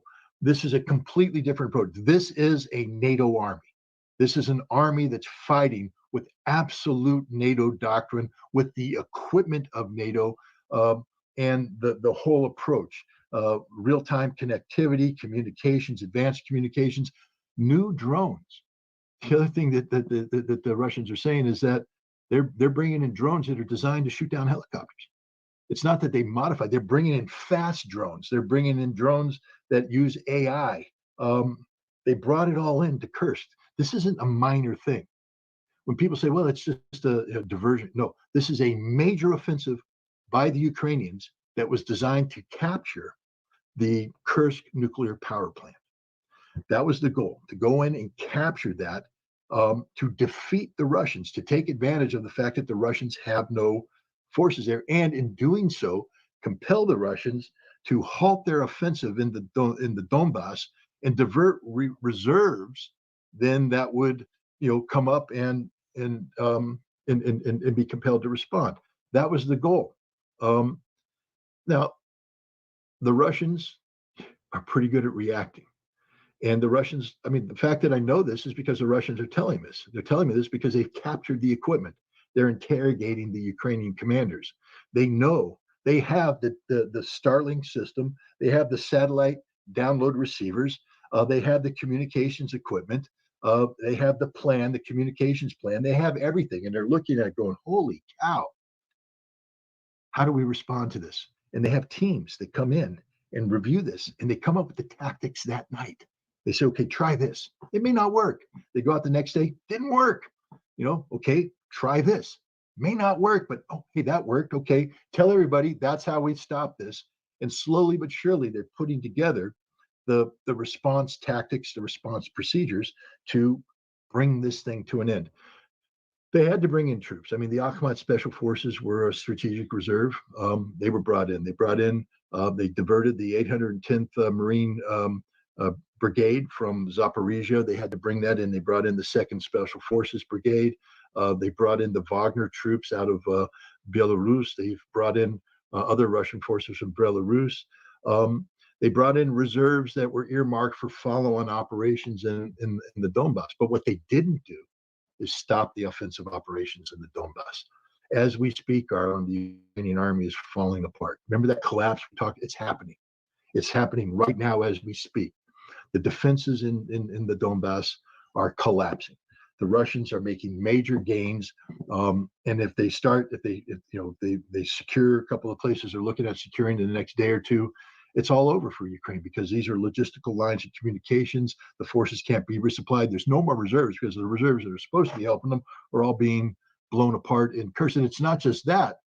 Zelensky demanded, and the Ukrainians acceded, the strategic reserves they sent in, they're stalled now. They're being destroyed. So they're actually pulling Ukrainian forces out of Zaporizhia now that are supposed to be coming over and helping plug the gaps in Donbass. They're pulling them up there. This is the equivalent of the Battle of the Bulge, of the Ardennes offensive. The German desperate, we have to get to Antwerp, get to Antwerp, get to Antwerp. If we get to Antwerp, we can stop everything. They didn't even get close to Antwerp. Get to Kursk, get to the nuclear power plant. If we seize that, we can hold Russia hostage. That was the whole idea. Seize the plant, hold Russia hostage. it didn't happen. And now they're reinforcing, stupidity with more stupidity. And as Opti said, he said, and let me just explain why I keep quoting Opti. Because I know him. I've met him. I've had lengthy conversations with him. I have deep respect for the guy, but I know him. When I can look in his eyes and I get a feel for, what's going on behind those eyes. I can listen to his voice and understand what's going on there. So, this knowledge of who this man is empowers me when I listen to his words, because I can cut through and say, this guy's not scared. This guy's telling the truth, things of that nature. But Opti said, he always believed that the Ukrainian army was going to be defeated this year, this summer. But he said in the back of his mind, he was always wondering, what do we do about the reserves? They had these significant reserves, the Challenger tanks, the M1 tanks, the Bradleys. They're not on the front line. They haven't been committed. How do we get them? He said, thanks to the stupidity of the Ukrainians, they solved the problem for us because we don't have to go out looking for them. They brought them to us, and now we are destroying them. And that's the thing. Once these reserves are gone, there's nothing left. There's nothing to replace them. And as the front line in the Donbass collapses, now they don't even have the reserves to come in and create an emergency defensive line. There's literally nothing left. So Opti is now like, thanks to Kursk, this is going to be over soon. And I think that's what we're seeing. I know the West is running around going Kursk, Kursk, Kursk, Kursk, but understand that nothing happened. And the other thing too is Putin in the St. Petersburg International Economic Forum said, hey, we have a peace plan on the table. It's sort of a modification of the Istanbul Communique. We get to keep all the territory that we've absorbed into Russia, and you're going to have to agree to that. But other than that, we can end this war, and you keep Odessa, you keep Kharkov, you keep Dnipropetrovsk, you keep Mykolaiv, you keep Sumy. But this isn't going to be on the table forever. Well, he just took it off the table. It's gone. It's finished. And as he said, once it's off the table, it never goes back. And now we have to say, well, what's next? Well, Dmitry Medvedev gave us the best insight to that. This doesn't end until Odessa is Russia, Mykolaiv is Russia, Dnipropetrovsk is Russian, Kharkov is Russian, Sumy now will be Russian. And as Medvedev hinted, if you want to play this game, Kiev will be Russian. This is a fatal mistake. And I know you said that the Russians aren't going to overreact, but I think that we're going to get into a new phase of this operation, the final phase, that may look like war.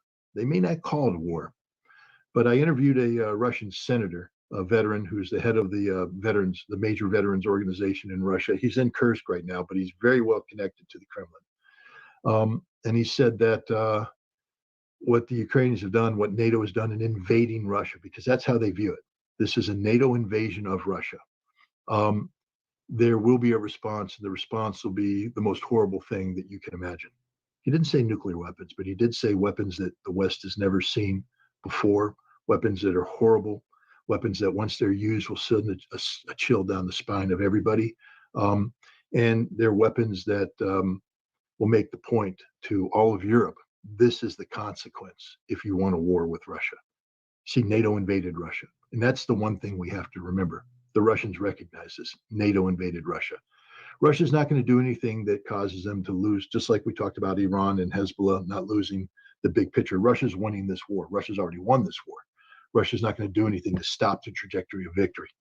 But you don't get away with invading Russia. And there will be, I believe, a heavy price to pay. I think you're right. Last but not least, if you could get a final comment on the state of affairs, and I understand that the legal issues involved with, I'm sure you've spoken about it maybe to ad nauseum, but the whole FBI raid crap, your current thoughts on it. So say that one last time. I'm sorry. The FBI raid on your place, because let me say this. Here's what happened. You know what happened? This is a fact. I got to tell you. When that happened, because there's a method to their madness, and there's a lot of madness. A lot of people I know who do YouTube shows like us, interview people, etc. People have traveled to Russia, to China, to different places, Iran, places like that where they want to find out. North Korea, all these places. We're saying You think they're going to raid my house? Do you think I'm next? And I think that was part of it. That was part of instilling, fear in everyone. I don't think it's an accident that it was 2 months before the election, et cetera. Your thoughts, final thoughts on that? Yeah, I mean, first of all, it's a very unpleasant thing. Nobody wants, I don't wish this on anybody, not even my worst enemy. I mean, look, you're former law enforcement. One of the tools that law enforcement has is to execute a search warrant if there's probable cause to believe that, usually it's the commission of a crime is taking place. Exactly. People need to, first of all, understand that FARA is only criminal if you willfully fail to comply. That, the things that they're accusing me of doing, if I simply registered as a foreign agent of Russia, I'm allowed to do. It's not a crime. I haven't been accused of any crime. They're accusing me of being a Russian agent, and I refuse to accept that because I'm not. I'm a journalist. What the FBI, what the Department of Justice is trying to do is put a freeze on free speech. You see, the fact that I went to the Russian embassy, talked with Russian diplomats about Russophobia, took information from them and incorporated into an article, which I then subsequently published, identifying the source. That makes me an agent of Russia. No, it doesn't. It makes me a journalist. I went to the embassy. I'm the one who said, I want to come there. I'm the one who set the terms of the meeting. I'm the one who collected the information. I'm the one who decided how to use it. In order to be a foreign agent, you have to be under the direction or control of the government in question. But what they're trying to say is the mere fact that I had conversations with the Russians, this means that they're controlling me, they're directing me. And this is absurd. And they only had that one incident. It took place, I think, February 21st of 2023. They're saying, that's it. That makes you a Russian agent. I said, you're hiring a kite. I didn't say hiring a kite, but I said, you guys are so wrong on this one. It's just absurd. And I think by the time I finished explaining to them what happened, they were like, but that's why they had to execute the search warrant. Because if that had been as cut and dry as they say it was, all the fair enforcement unit would have done is sent me a letter of inquiry. Because if they know they got you, then they send you a letter of inquiry that says, this is what we're worried about, and we need you to respond to this. And then they come back with I forget what the next thing is, but it basically says you have to register. Now you can fight that in court, but generally speaking, the FARA regulations are so broadly written. I mean, literally, you do anything with a foreign government, it can be interpreted as a foreign agent. They can spin just about anything, but it does provide exceptions for the press and journalists, but apparently not. And that's what this is. This is a frontal assault on free speech. This is a frontal assault on the free press.